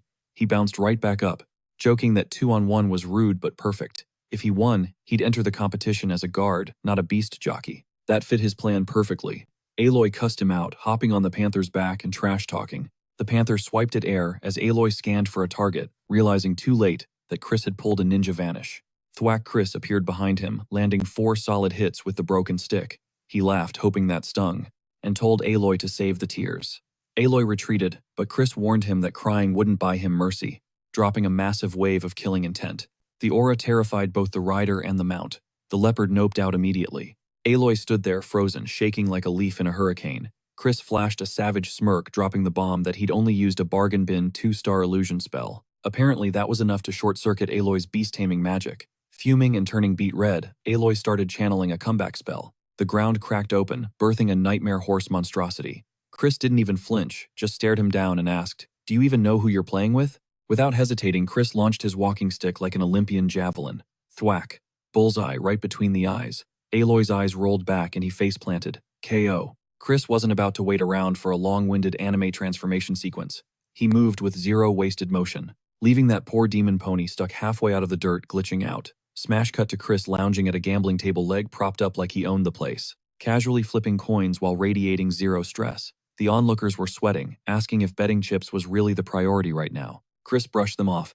We got hours before the main event drops. A guy needs his downtime, even if that meant gambling the day away. The crowd insisted this wasn't exactly resting, but Chris just flashed that signature grin, joking that he's the resident loser, so he had to stay in character. He pivoted to Marie for backup, and she beamed, nodding enthusiastically like a proud mom. Her only rule, no booze. A total buzzkill for Chris, but whatever. You don't win arguments with Marie, so he let it slide.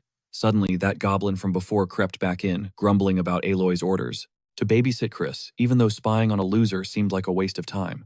Chris laughed, inviting the spies to join the game instead, promising their boss, who he'd just knocked out cold, would be napping for a while. He swore to keep their slack-off session on the down low, if they just chilled with him.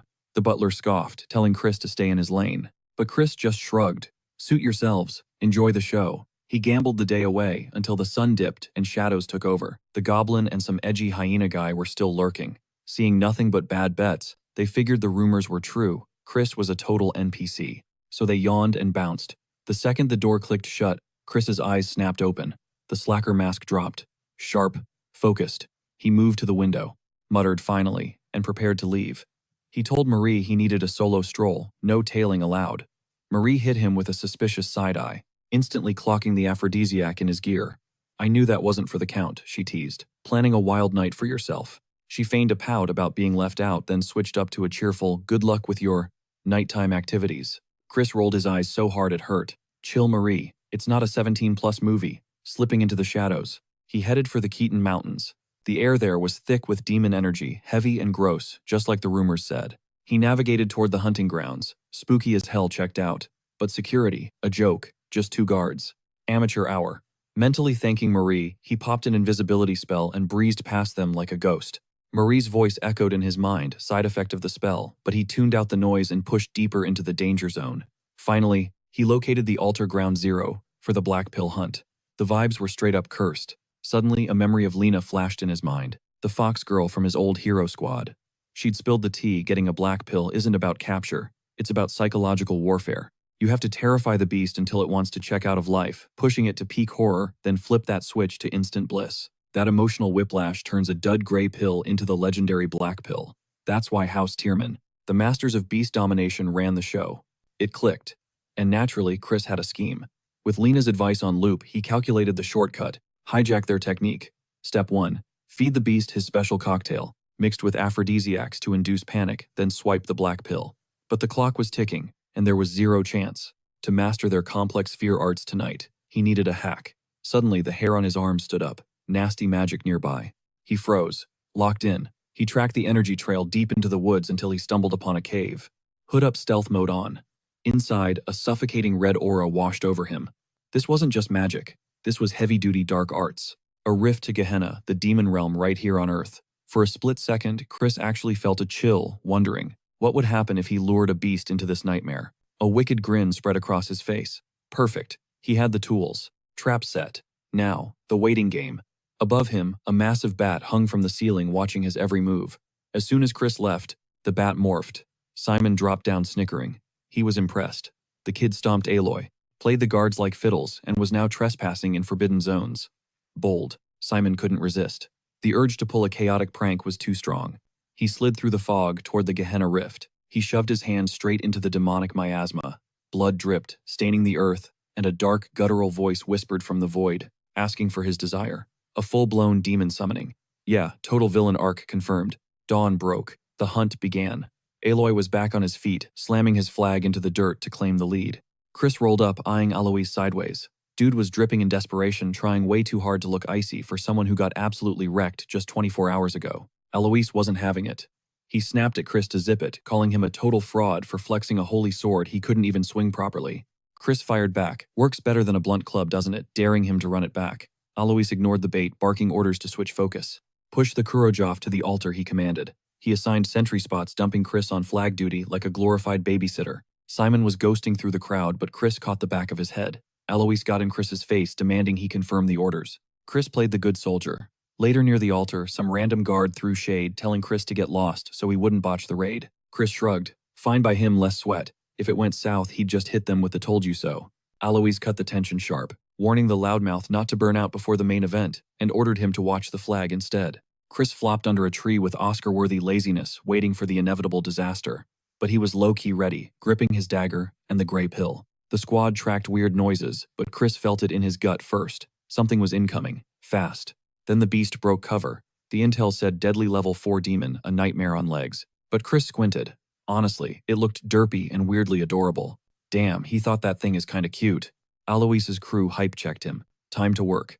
Alois extended a hand toward the Kurojov, channeling the subjugation arts. The squad unleashed a barrage of slowing spells, trying to glue the beast in place as they closed the gap. The Kurojov's eyes twitched. Suddenly, it let out a blood-curdling screech and snapped its head straight at Alois. Alois barely got his guard up before the beast backhanded him into next week, launching him across the clearing. Panic erupted. Poison, someone screamed, pointing at the goop leaking from its feather tentacles. They scrambled to form a shaky shield wall around Alois. On the sidelines, Chris smirked. He knew the score. That wasn't just rage. It was the aphrodisiac he'd slipped the beast, driving it totally feral. Alois scrambled for dignity, stammering that they'd already popped the antidote but warned his crew to stay sharp. The raid turned into a mosh pit. The Kurojov was tunneling hard, launching itself at Alois over and over with zero chill. His team screamed his name, but Alois just clenched his eyes shut, bracing for the pavement. But the hit never came. Someone had stepped into the kill zone, tanking the attack right in front of him. It was Chris, blocking with the holy sword. He roasted the crew, calling them trash for making the useless flag bearer carry the team. "Call me big bro," Chris taunted, "and I'll save your sorry hide." Alois cursed him out. Why would I ever do that? But the poison cloud was spreading and the chaos was peaking. Chris held the line with a smug grin. "Tick-tock. I don't have all day." Alois ground his teeth to dust. "Fine, help me, you jerk," he mumbled. "Better mean it," Chris shot back. Thwack. Chris clocked the beast with the sword hilt, then unleashed his own art. Spectral chains erupted, wrapping the Kurojov tight. Alois stared, jaw on the floor. Chris was using the clan's binding technique. Chris just shrugged off the awe. "Chill, it's not a secret ult," he said. "Just intermediate stuff. Easy work for someone with actual skill." Chris gathered the chains like reins and vaulted onto the Kurojov's back. The beast screeched and bolted. Alois saw the direction and panicked. "Stop. You're heading straight for the Gehenna crevice. Are you crazy?" Chris ignored him. He'd scouted this terrain last night. This was the play. He spurred the beast on, as its mind totally fractured. "Welcome to hell," Chris grinned. For the first time, the beast felt the true malice of Gehenna. Chris drove it right to the precipice. Its eyes shifted from rage red to terror yellow. It was shaking. Chris didn't hesitate, he tightened the noose. With a swift motion, he plunged his dagger in. Dead. The squad scrambled up, breathless warning that this cave was a death trap. "We gotta go now." Chris rolled his eyes. "Don't be soft." He checked the drop. The pill wasn't even the rare black one. Garbage. Alois was fuming, but before he could explode, a minion asked Chris, "You hijacked the raid. What now?" "Drop it," Alois interrupted. "We're alive because of him. It's fine." Chris blinked. Okay, now he felt a tiny pang of guilt, mostly because he'd just swiped the real black pill and replaced it with a dud. "We move," Chris said. "But don't forget, Alois. You owe me a big bro." Alois tried to squirm out of it immediately. "I never signed that contract, and I'm older," Alois protested. Suddenly, the ground lurched. The walls started vibrating like a tuning fork. Rocks rained down. In the pitch black, a pair of massive glowing blue eyes snapped open. Everyone froze. A legit Gehenna demon. Alois turned ghost white. "Chris, run. You're an outsider. Get out while you can." Chris ignored the heroics. His eyes darted up and locked onto a bat near the ceiling, Simon's familiar. Zero hesitation. Chris flicked his wrist, sending his dagger whistling through the air. Splat. The bat dropped before it could beam the intel back. Simon froze. Chris had clocked him the entire time. Even though Simon had strategized to only jump in after analyzing the demon's attack patterns, that plan was officially trash. His bat clone was vaporized, killing his teleport option. Even if he burned his highest tier blood magic to sprint, he was looking at a 5-minute lag, which meant showing up to a graveyard. Screw the plan. He spun around and took off running. Pranks were off the table. He was in full hero mode now. Meanwhile, the demon sized Chris up, genuinely amused, demanding to know what cheap parlor tricks he was hiding. Chris smirked casually, mentioning how much he loathed stalkers. The demon threw his head back, laughing, telling Chris he had serious audacity for a walking corpse. Chris's mind raced, running a threat assessment. For a monster ripped from the Age of Destruction, this guy was low tier, but that still made him a 5-star threat completely out of Chris's current league. The demon raised a hand, weaving dark mana. Chris didn't flinch. He snapped his fingers, triggering his signature sleep spell, dropping the bystanders instantly, just like he did to that girl before. But Aloy fought the drowsiness, screaming, demanding Chris wake them up to fight as a squad. Chris muttered a quick, "My bad," then delivered a brutal gut check to Aloy, knocking the wind and the consciousness right out of him. The demon leaned in close, whispering a bargain hand over the sleeping snacks as sacrifices, and Chris walks away, breathing, maybe even with a shiny demon blessing. Chris looked him dead in the eye and spat. "I don't cut deals with Hellspawn." He manifested his holy sword. The demon sneered, mocking the blade as a useless toy without mana to back it up. Then the monster unleashed a chaotic dark blast. Chris went airborne, slamming into the cavern wall with a bone-shattering crunch that knocked his lights out. Vision swimming, Chris felt himself being hoisted by one arm. The demon dangled him like a ragdoll, offering one last choice: betray his friends and live, or stay loyal and rot. Chris let out a dry chuckle, spat blood right in the demon's face, and asked why the idiot thought the holy sword was just for show. Gritting through the pain, Chris wrenched himself free from the grip, flipping mid-air and sticking a perfect superhero landing. He stopped holding back. He ignited his secondary energy core. The broken tip of the holy sword reconstructed itself with a blinding, blazing aura. For the first time, the demon looked genuinely shook. A dark mage wielding pure light. It shouldn't exist. Chris's grin widened, taunting the monster, asking if he was finally terrified, that his immortality was expiring today. The demon roared that he wouldn't be stopped, charging a massive, unstable red sphere point blank. Chris widened his stance, grounded himself, and roared the incantation, Dead Sea Cleaving Light. He brought the blade down in a catastrophic arc, unleashing a tsunami of golden energy. The demon stood frozen in disbelief. The wave crashed into him, ripping a scream from his throat.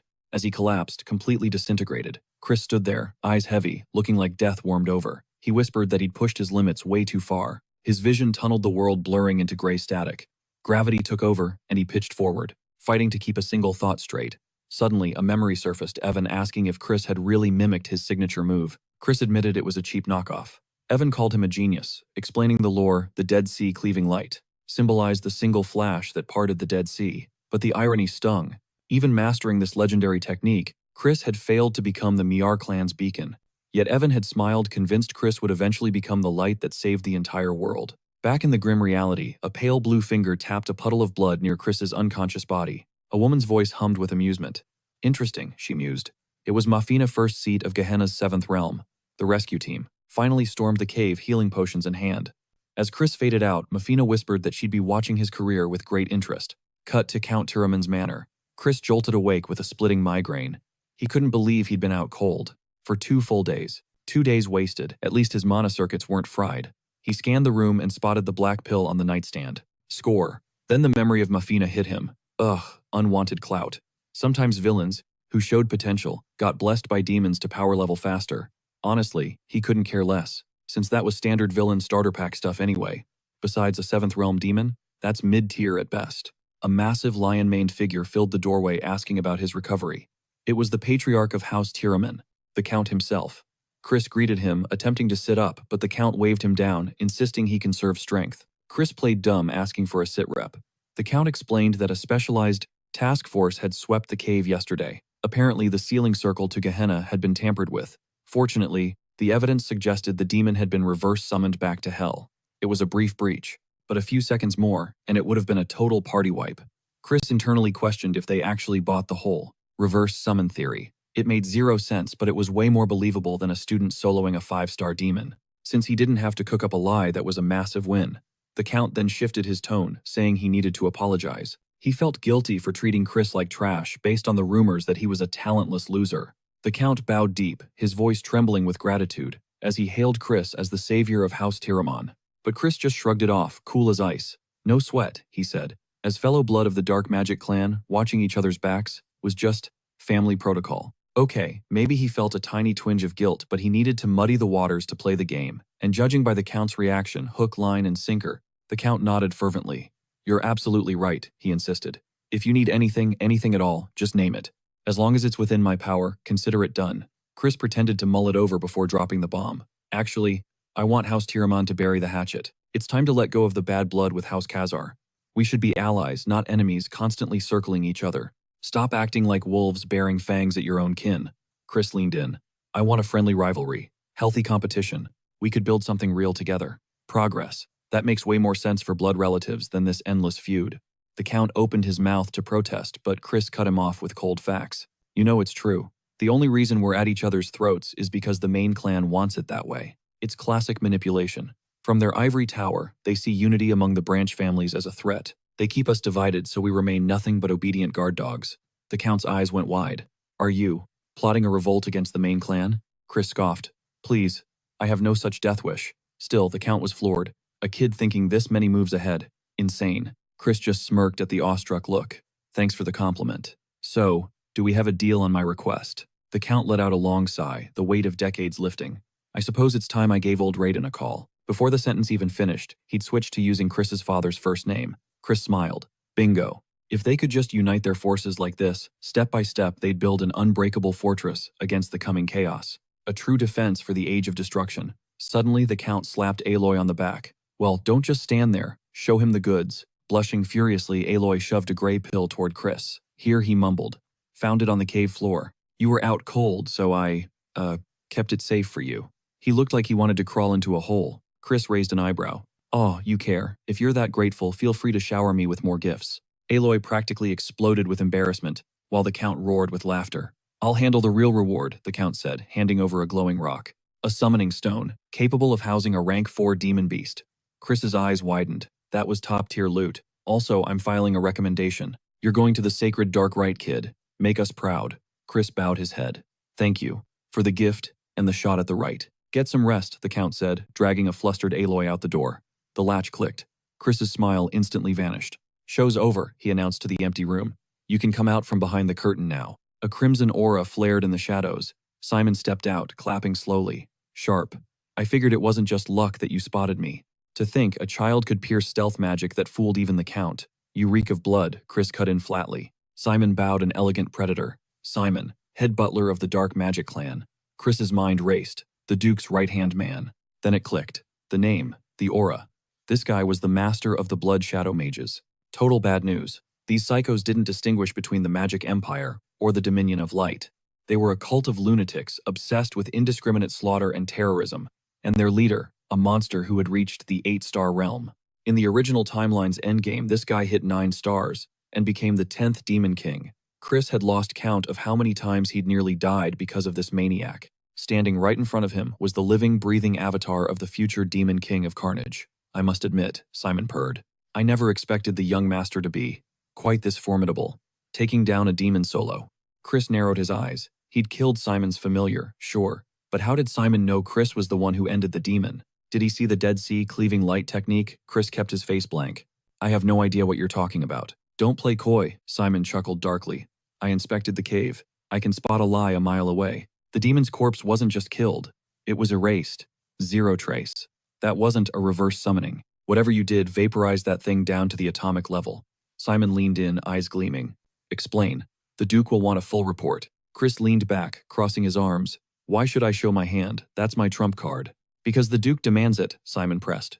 Wrong, Chris countered. If I were the Duke, I wouldn't want a nerd who answers every question. I'd want a predator who keeps his claws hidden until the kill. Simon blinked, genuinely caught off guard. You are truly fascinating. Aren't you going to apologize? Chris asked suddenly. Simon paused. For what? For playing dumb, Chris said. Normally, it's impossible to tell the difference between a reverse summon and total annihilation just by looking at the aftermath. That's why the Count assumed it was a summon.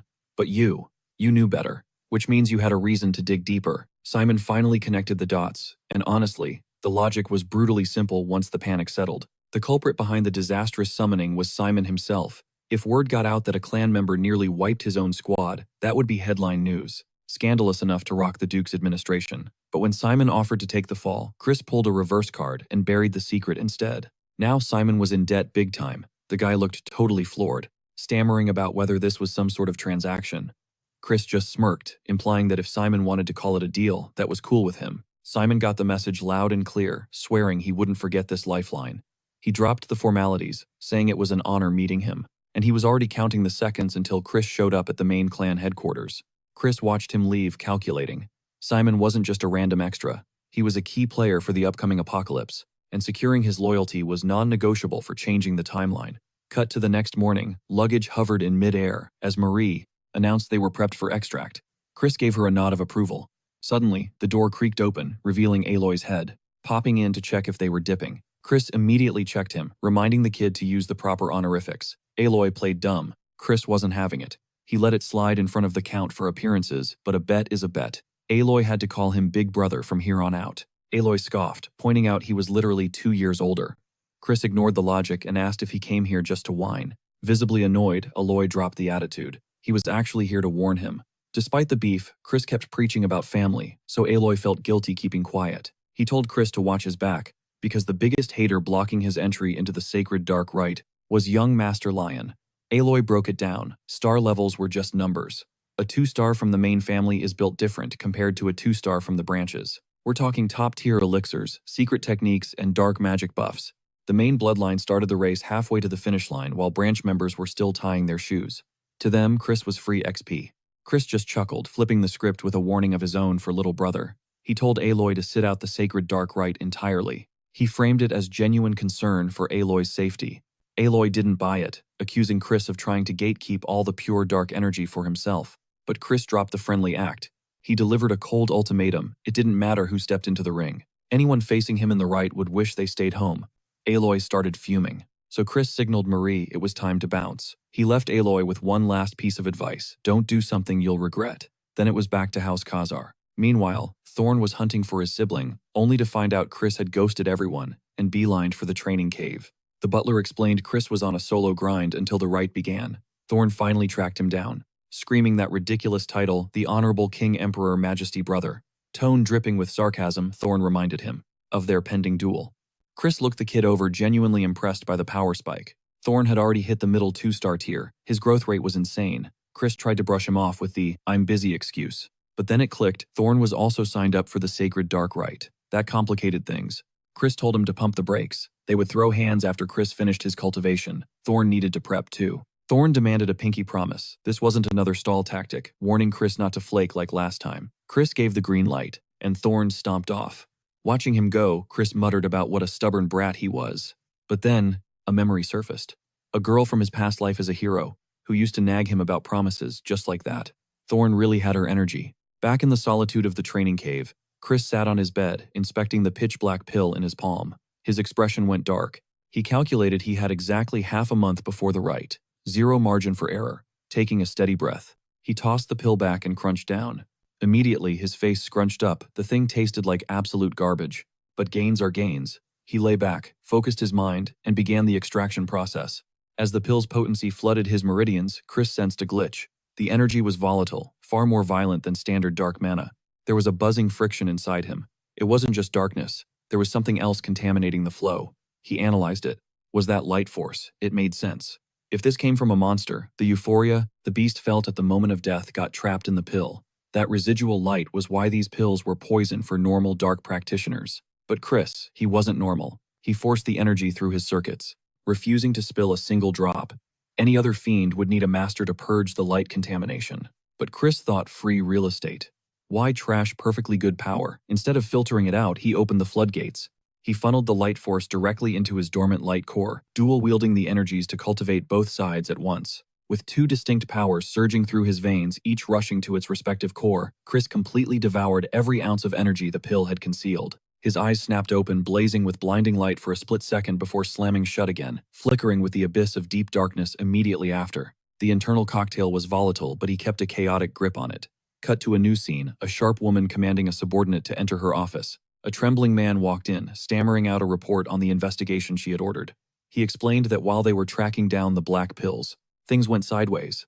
A demonkin crashed the party, and he barely managed to survive the ensuing chaos. He apologized profusely for the lag, claiming the investigation stalled because he had to dig into exactly what went down during that mess. She gave him a cold nod, confirming he had done decent work, and dismissed him before he could sweat through his shirt any further. As the lackey retreated, her gaze locked onto a photo of Chris on her desk. That woman's name, Ideen.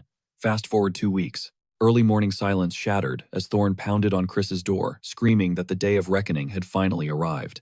Chris, already wide awake, told him to enter. Thorn stepped inside and froze, caught off guard by the sheer pressure in the room. Chris felt exponentially more lethal than before, his aura practically leaking raw power, eclipsing the level he was at just half a month ago. Chris smirked, joking that showing up this early meant Thorn was just desperate for a beatdown. Thorn tried to talk smack, but his voice cracked with uncertainty. Chris taunted him, saying if he wanted to catch these hands that badly, he would oblige right now. But the stakes were high. If Thorn lost, he had to forfeit the sacred dark rite. This time, Thorn snapped, demanding an explanation. Chris laid it out cold. The rite is a brutal competition, and weaklings have no business stepping into the ring. Thorn screamed for Chris to shut his mouth and snatched up his sword. Chris just rolled his eyes at the predictability. Realizing his brother was too dense to understand the strategy behind his provocation, Chris decided he just needed to send a message, even if he had to hammer it into his skull physically. Smash cut to the aftermath, it was over in a blink. Thorn got absolutely wrecked off screen. We jumped straight to the infirmary. Their dad stood there looking completely over it, muttering that Chris went way too hard this time. The healer dropped the bad news. Thorn was bedridden for 2 weeks, meaning he had to sit this right out and wait for the next cycle. Thorn tried to protest, struggling to rise, but Chris cut him off, requesting a private moment with his brother. Their father agreed, figuring the boys needed to clear the air. Once the room cleared, Chris asked Thorn why he was pouting and told him to quit whining. The duel was Thorn's idea after all. Thorn glared daggers, spitting that Chris must love seeing him fail. He accused Chris of mockery, of looking down on his grind and purposely injuring him just to sabotage his entry into the sacred rite. Chris shook his head, telling him to chill because they were reading from different scripts. Chris confessed this was actually a calculated move to help Thorn, ensuring he would get stronger for real. If they entered the rite as a duo, Thorn would miss his shot at obtaining pure dark energy. Chris explained he had to play the villain because Thorn was too thick-headed to take a hint. But the real kicker, Chris revealed that pure dark energy wasn't even the right build for Thorn. Thorn looked confused, so Chris started breaking down the meta for him. Dark energy wasn't a monolith. There were tiers. Pure dark energy was S tier, sure, but right below it sat gray dark energy. And that specific type was the ultimate fuel for curse magic. He pointed out that Thorn's stats were way higher in curse magic than his mediocre swordsmanship. Right, hearing that Thorn was stunned, demanding to know how Chris could possibly have that kind of intel. Now, Chris couldn't exactly admit he had seen the future, so he improvised a solid cover story. He claimed he analyzed it during their sparring sessions. Chris warned him if he absorbed pure dark energy before mastering gray dark energy, it would bottleneck his growth later. It wouldn't make progression impossible, but the unique properties of pure dark energy would act like a debuff, slowing him down. And Chris wanted his brother to speedrun his power leveling. He told Thorn to sleep on it before the next write, adding that this was straight-up honest advice from a big brother who actually gave a damn. For the first time, Thorn looked genuinely moved. Then Chris dropped a little gift, a pill. Thorn's eyes went wide. He recognized it instantly, a gray pill, top-tier loot. He asked why Chris would hand over something so expensive. Chris just shrugged, saying simply, "Because you're my little brother. Why else, right?" Meanwhile, we all know our greedy main character already consumed the best loot for himself. Yeah, this watered-down pill was nothing compared to the black one Chris popped earlier. Suddenly, Thorn got super emotional, tears welling up. It was a wholesome moment, but then the mood shifted. Between sniffles, Thorn asked if Chris was always capable of being this kind of brother. Why did he act like such a jerk when their mom was on her deathbed? Did Chris even comprehend the agony she went through? Chris went silent, sitting on the edge of the bed. He quietly admitted he just didn't understand anything back then. The atmosphere grew heavy. Later, the scene transitions to carriages screeching to a halt. Chris hopped out, stretching his limbs. Complaining that his entire body was stiff from the travel, he grumbled that the least they could have done was open a warp gate for a VIP like him. These guys were being incredibly cheap, but all that penny pinching would change the second he took over as the clan head. Marie swooped in like a hurricane of hype, squealing about how insane it was that this was basically a private date. She claimed her heart was about to explode from the vibes, but Chris just deadpanned that she didn't actually own a physical ticker to begin with. Savage. He broke it down for her. The main family ran a tight ship and only allowed a single +1 for the event. And since Marie was practically handcuffed to his soul by their magical contract, she was the default pick by necessity. Strutting through the venue, Chris noticed the air getting thick with gossip. Marie elbowed him, grinning that he was already reaching celebrity status with all the side eyes they were catching. Chris felt the weight of 100 stares. He caught snippets of shade thrown his way, people muttering how bizarre it was to see him walking with that kind of unearned confidence. Then bam, Simon's voice sliced through the murmurs loud and clear, "Young master." Heads whipped around, jaws dropped. Simon the head butler was bowing to Chris. The atmosphere instantly shifted from judgment to pure confusion. Why would a VIP waste breath on the notorious clan troublemaker? Whispers spiraled about what the Duke's right-hand man was plotting. Simon just flashed a knowing smile, ignoring the peanut gallery, and remarked that even though it had only been 2 weeks, Chris had leveled up significantly. Chris literally rolled his eyes, asking if the Duke's top guy didn't have a better grind to focus on. Unfazed, Simon kept his cool. "Not at all," he replied, smooth as silk. He was on a mission directly from the boss. The Duke wanted a face-to-face meeting. Immediately. Simon peered closer, noting Chris didn't look shook by the invite. "You expected this, didn't you?" Chris shrugged it off as surprise, but Simon wasn't buying the act. The kid hadn't even blinked. Cut to black. The scene reopened inside the clan head's opulent quarters. Simon ushered Chris in. "He is here, my lord." The Duke sat there, an unmoving statue of pure intimidation. Marion stood by his side like a shadow. The Duke glanced up, his voice gravelly. "It has been some time since we last spoke." Suddenly, the air got heavy. Chris felt a crushing gaze lock onto him, a presence so massive it felt like gravity just doubled. He fought to keep his knees from buckling. His hands trembled as waves of dark energy radiated off the Duke like heat from a furnace. Unleashing that kind of aura on a rookie, total power move. Honestly, kind of toxic. It was a savage flex, but it proved the old man was a beast. Chris gritted his teeth, forced his head down, and showed respect anyway. The Duke cut the small talk, not surprised by this sudden summons. "I figured my phone would ring eventually," Chris shot back. The Duke raised an eyebrow. "Oh, and why is that?" "A new star just rose in the clan," Chris said, confident. "Hard to miss the shine." The Duke actually let out a chuckle. "Sharp," the Duke admitted. He noted that even his top lieutenants were hyping Chris up, but he still had his doubts about the endgame. Then came the lecture. He reminded everyone that a seed might look elite, but only time reveals the harvest. Fast growers often rot the quickest. Facts, Chris agreed without hesitation. "I'm still too low level to meet the hype just yet." "So you doubt your potential," the Duke pressed. "The future is unwritten," Chris countered. "Maybe I'll be a mighty oak. Maybe I'll be a weed that chokes out the whole forest. But I won't disappoint." The Duke grinned, satisfied with the grit. I'll be watching, the Duke said, waving him off. Once the door clicked shut, Marion turned to her master. Well, he exceeded expectations, the Duke murmured. But massive talent is a magnet for chaos. A storm is coming for the Magic Empire. Yet, I feel hope. Marion looked stunned. The Duke stared into the void. Perhaps he is the one to finally grant the wish I've carried for so long. Fast forward. The night of the sacred dark rite arrived. The herald's voice boomed Count Raiden Khazar's eldest son. Enter Chris, dripping in finesse. The room was full of high-fashion looks, but the shade was instantaneous. Why is the Duke entertaining this loser? Total pretty boy behavior. Chris brushed off the hate. Standard procedure. It was the tax you paid for being this gorgeous. Marie was loving it, floating around him like his personal hype man. Chris ignored the haters and laser-focused on the refreshments. Jackpot. The booze table. He reached for the hard stuff, but a waitress shut him down cold. ID check. You're underage. She slid him a ginger ale. The bystanders snickered at the rejection. Chris groaned. Lame, he muttered, staring at the fizzy kid's drink. He needed a stiff one, not sugar water. Suddenly, the main event started. The heavy doors swung wide, revealing the VIP lineup of young nobles. Chris went into observation mode. Ishid, the second young lord, marched in. Then Julian, the first young lady. Chris smirked. I know those faces. Even the elusive faces hit the scene. Second young lady Jupian and third young lord Isaac finally made their entrance. But get this, the head count was suspiciously low. Only 4 of them stood there. Someone was missing from the picture. Chris clocked it instantly. The first young lord was completely MIA. His gaze turned deadly, eyes shadowing over as Chris figured Eshed would have something to say, especially since his little stunt had totally trashed Chris's rep recently. But Eshed, that jerk, just breezed right past without even a glance. That really ticked Chris off. After all that drama, the dude couldn't even look him in the eye. Like Chris was just some insignificant bug he'd already squashed. But then Julianne stepped up, looking like pure royalty. She dropped a polite curtsy, lifting her skirt just a fraction. Okay, that actually caught him off guard. He clocked her immediately. His aunt had warned him to watch his back around Julianne.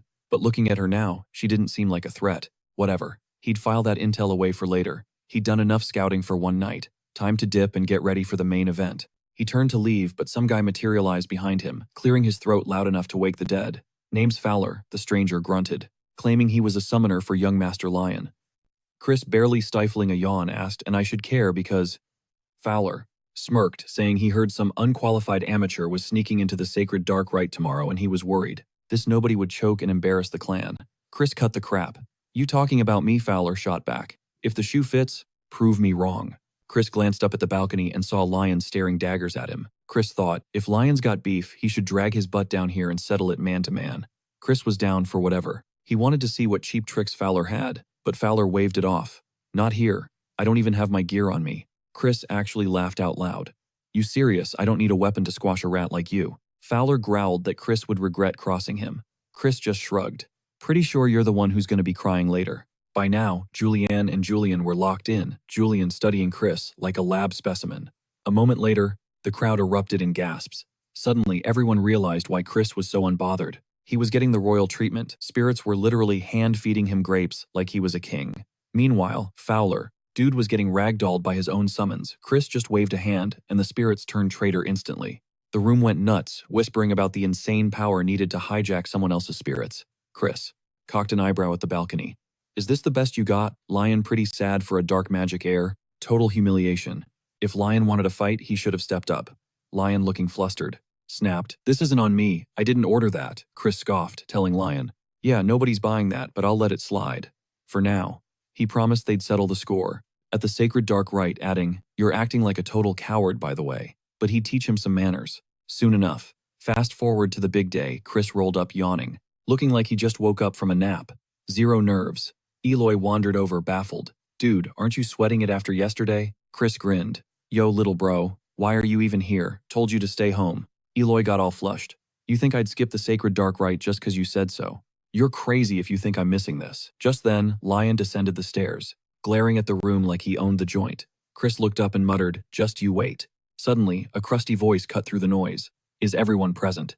It was Sebastian, the head butler. He announced he was taking charge and leading them to the rite's location. He slammed his staff down and boom, the floor lit up in wild, psychedelic colors. It was like an acid trip. Everyone froze as a spiraling stairway twisted up from the ground. Chris narrowed his eyes. That's not real space. Gotta be an illusion, a pocket dimension for the test. But Sebastian didn't wait. He took off down the magical stairs at Mach speed, panic mode engaged. Everyone realized they were getting left in the dust. Sebastian wasn't playing. If you wanted to survive, you had to hustle and stay on his heels. People started gripping. "This place gives me the creeps," someone whispered. "Feels like we're walking into the underworld." And that slope brutal. Even Lion and Aloy were huffing and puffing, fighting to keep up. Sebastian barked, "Move it, the ground disappears if you're too slow." Sure enough, screams echoed as kids slipped and plummeted into the endless void. Sebastian decided they needed a push, and sped up even more. Keep up or die. More participants tumbled off the edge. Lion sneered, trying to look tough. Weaklings deserve to fall. But look closer, he was sweating bullets. Chris left Lion in the dust, cruising by with zero sweat on his brow. He threw a look back, teasing Lion for already sounding like a wheezing engine. Then he went for the jugular, joking that a direct air really should have better cardio than this. That hit a nerve. They'd pumped Lion full of high-tier potions, but the guy was all hype and no stamina. Chris finally broke down why the others were struggling. No point grinding inside an illusion. In this fake dimension, physical effort was basically a glitch. It didn't register. Your energy bar wouldn't drain unless your brain bought into the lie. Chris admitted he just hacked the spell's logic a little, essentially turning on God mode. Sebastian watched, eyes widening as he finally clocked the identity. Chris was Christian, the heir to House Khazar. Meanwhile, the rest of the squad dragged themselves to the checkpoint absolutely cooked. Then there's Chris, looking like he just left a spa. Alois, gasping for air, demanded to know the secret sauce. Chris smirked, told him if he hit the gym instead of relying on his mount for everything, he wouldn't be dying right now. Suddenly, a voice cut through the chatter. A floating crystal drifted in, introducing herself as Rahu, the manager of this sacred ground. She dropped the lore. They were standing in the sacred darkness, the zone where the planet's purest. Dark energy erupts. The mission today, secure that raw, high-grade darkness. Just like the third-rank Demon King, the OG founder of the Dark Magic clan. As she monologued, blue light flared under their boots. Bad news though, supply is limited. Not everyone is eating tonight. Every beast on the path was a vibe check to see if they were worthy. Chris, blunt as a hammer, cut in. So it's a speed run. Rahu liked his sharp instincts. But Chris wasn't done pressing for info. He needed the PvP settings. If players started throwing hands, would they get banned from the server? Rahu clarified that the paths were instanced, so running into each other was pure RNG. But if paths did cross, the smart play was to ignore the beef and keep moving. Time is money. She started the countdown, wished them luck, and said stay alive. The timer hit 0 and absolute pandemonium erupted as the pack scattered down their lanes. On the sidelines, Sebastian tried to goad Rahu into a wager, betting some blood juice on the winner, but poof, Rahu vanished. Totally ghosted the old man. Oof, rejected. Sebastian stayed chill though. Lion blitzed down his tunnel, radiating confidence. He ran straight into a monster swarm without flinching. They were spitting fire, but Lion charged his fists with aura and started wrecking shop one by one, swatting them like flies. He scoffed. These second-tier scrubs were beneath his pay grade. At the same time, he was certain Chris was dealing with nightmare fuel, because Lion had secretly slipped cash to a mage to rig the deck. As far as he knew, Chris was dead meat. The rules ignored casualties, so technically murder was legal here. Lion figured this tunnel was Chris's tomb.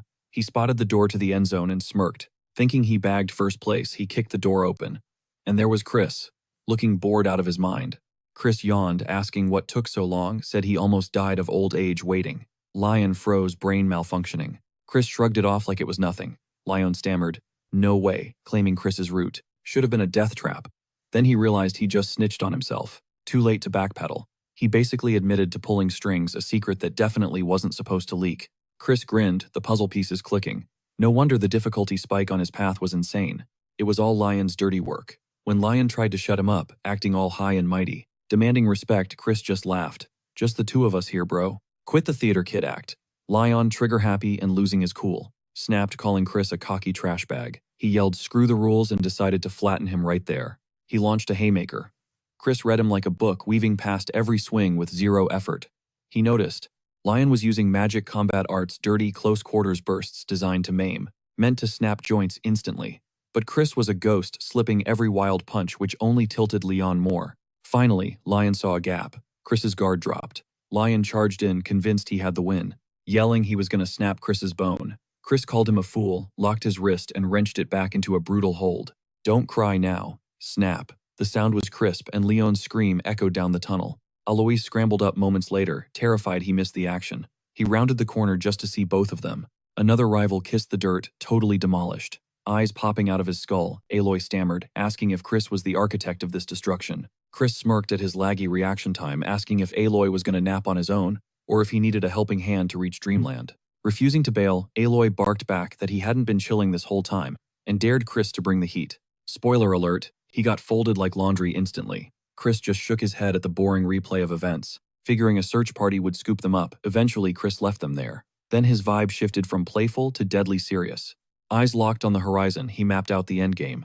In 5 years, the first great war with the Alliance erupts, and he needs to grip the Dark Magic clan's full might by then. With the competition wiped off the board, he wasn't about to split a single drop of the sacred darkness. He marched forward to claim the whole jackpot. This sacred darkness wasn't just some shiny trophy. It was the catalyst for a fiend to hit true transcendence. The Duke absorbed 80% and became a top-tier demon monarch. The legendary Dark Destroyer soaked up over 90% to achieve Demon King status. But if Chris could drain the tank a full 100%, he'd eclipse even the Demon Emperor himself. Facing the roaring vortex of shadow, Chris extended a hand, letting the energy flood every circuit of his being. The pressure was crushing. Gritting his teeth, he forced it down, claiming it all. Meanwhile, outside the zone, total pandemonium erupted. Word leaked that everyone but Chris got eliminated. The crowd spiraled, calling it a catastrophe, with whispers that young Master Lion was knocking on death's door. Haters screamed cheat, accusing Chris of using illegal artifacts and demanding an immediate investigation. Jupian didn't flinch, telling the mob to cool it, since Chris wouldn't survive the sacred ground anyway. 2 full days of silence meant he was either drinking the shadows or had already been pulverized by the pressure. Since even the Duke hit a hard ceiling, Jupian was betting on Chris being finished, likely reduced to cosmic dust. Stomping away, Jupian seethed, muttering that even if Chris pulled a miracle, she'd end him personally. Memories surfaced of her father dying against the Alliance, leaving only her and Lion to be adopted by Viscount Langham. Her footing in the clan was slippery at best. With Lion out of the succession race, she was terrified her support system would vanish, and she pinned every bit of it on Chris. Vowing vengeance, she stormed off, while the crowd kept roasting the trash-tier Chris for not emerging. They figured he was toast karma for biting off more than he could chew. A few snickered at Marie Chris's ride or die. Mocking the ghost for waiting on a corpse, Marie wasn't having it, and blasted a magic hole through a heckler's bag as a warning shot. With a sugary smile, she suggested they zip it, or she'd turn the whole lot of them into specters for her personal collection. The crowd scrambled instantly. Marie flipped the switch back to cute mode, whispering that waiting on a guy was seriously uncool, but she knew her master would return. Meanwhile, inside the void, Chris was soaking wet and fighting for his life. This sacred darkness played for keeps. The infinite shadow felt like a noose, and he'd barely cracked the 70% mark. It was tougher than he calculated. He forged ahead, knowing the real nightmare started at 90%. Overloading his core meant total detonation. He'd be dead before the war even kicked off. Brainstorming a solution, he realized he needed a dragon heart. Dragons rocked the most durable cores in existence. If he could just simulate that physiology for a few minutes, he might just survive this gauntlet. Visualizing the beast, he doubled down, letting the energy rampage through his veins. His core started to fracture and quake. He was seconds away from snapping. He hit his ceiling time to bail. Suddenly a voice echoed. Mafina materialized, looming over him as a colossal demoness in the abyss. Shocked, Chris demanded to know how a demon crashed this party. Mafina explained that darkness is basically their chat room. Slipping in here was rookie stuff for her. She offered an assist free of charge. Suspicious as ever, Chris asked what the catch was. Mafina just giggled, called it a mood, and told him to grab her hand if he wanted to conquer the darkness. 1 week later, the tension in the main hall was thick. Setting down his tea, the Duke muttered that betting on Chris's survival was a long shot. Radio silence from the sacred ground. Marion looked baffled, wondering what kind of power-hungry lunatic takes it this far. Simon chimed in that even Viscount Langham was over it and wanted to seal the entrance as soon as possible. The Duke sat in contemplation. Simon pressed, asking if he should shut it down right now. Simon was really just poking the bear to read the room. The Duke turned the tables, asking for Simon's honest take. Did the reckless brat have a pulse? Simon admitted the statistics were practically zero, but he confessed that Chris was such an anomaly, nothing was guaranteed. The Duke held the silence, and finally, the verdict came down one more day. 24 hours hard stop. Marion slumped, exhaling the tension she'd been holding in her chest. Simon vowed to relay the Duke's ultimatum, but miles away, trapped in the abyss, Chris was circling the drain. His dragon heart was toast, shattered into useless dust. Agony seared through his veins as he grabbed his chest. Hacking up blood, Mafina loomed over him, hand outstretched. "Take it," she urged. "Last chance before you fade out for good." Chris just glared, deadlocked on her eyes, and swatted her offer away. "Idiot," she spat. "No human survives this void. It's suicide." But a smirk tugged at Chris's lips. He reminded her exactly where they were, the space of concepts. Here the laws of physics were just suggestions. Boom. A jagged bolt of lightning tore from the sky, detonating around him and bleaching the endless black with blinding white fire. Mafina flinched, blindsided. A chaotic white aura spiraled around Chris. His irises ignited into crimson pools, and twisted horns erupted from his skull. Full demonization, the ultimate flex of the Dark Mage clan.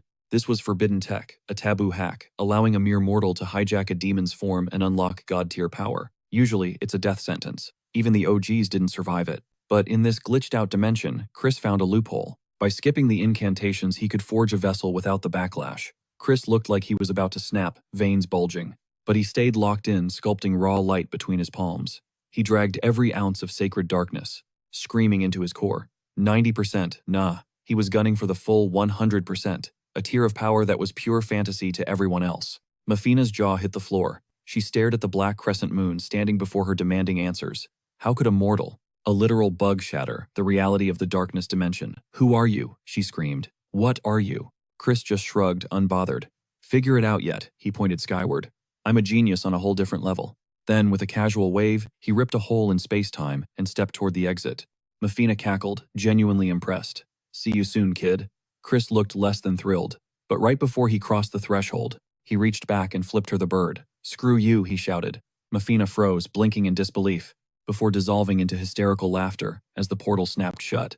Chris reappeared, muttering, she is so annoying, definitely blocking her contact info. He checked his internal clock, felt like about a week had burned by. The manor was probably in meltdown mode, waiting for his corpse to wash up. He let the demonization fade, and decided to play a little game. Cut to the mansion, a butler bursts into the office, panting. Master Chris is back. The room went silent. Nobody expected him to be alive. Viscount Langham, the acting boss, stiffened. Go on. The butler stammered that Chris was barely clinging to life. Then, the healer stepped up. Dropping the bomb, I sense his dark magic, but it's murky, corrupted. Translation. Chris was washed up. He'd never wield magic properly again. Immediately, the whispers started. Of course, that delinquent messed it up, tried to grab 80% and choked. Rumor was he got greedy and spilled the sacred darkness everywhere. Verdict: Chris was a liability. Langham nodded, solemnly adjourned the meeting and cleared the room. Once the doors clicked shut, Langham turned to his shadow McField. Is the healer right? McField, who'd been spying on everything, nodded. His core looks damaged, sir. Langham drummed his fingers on the mahogany desk, eyes cold.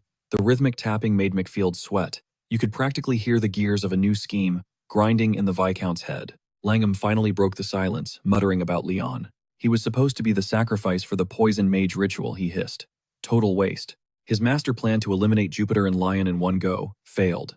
And now, word on the street was that his father was taking an interest in Chris. Disaster. It felt like an invisible hand was wrecking his chessboard. He paused, letting the tension build, before dropping the order. Drag Chris to the Dark Hall tomorrow. I want him judged in front of the entire clan. Smash cut to the Dark Hall. Chris stood dead center, surrounded by Langham and the family's heavy hitters. The air was thick with killing intent. Langham wasn't playing games. He'd packed the room to ensure Chris took the fall for the chaos. Langham leaned forward, voice grave. Do you understand the gravity of your failure at the right? Chris didn't flinch. Yeah, I got it. The Viscount narrowed his eyes. Explain yourself. Chris kept a poker face. My mistake, I should have crushed Lion harder. You know, to really rep the family's ruthless reputation. I failed because those losers are still breathing. The room exploded. Elders stood up, veins popping, ready to scream. But Langham raised a hand, silencing the mob.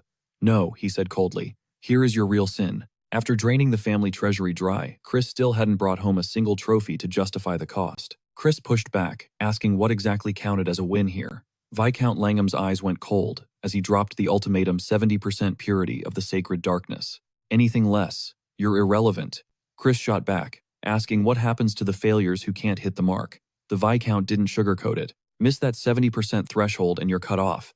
No more dark magic lessons banned from the estate, and you can kiss the family title and your future goodbye. Chris scanned the room, demanding to know how they planned to grade him, when nobody there looked capable of measuring that kind of power with any real accuracy.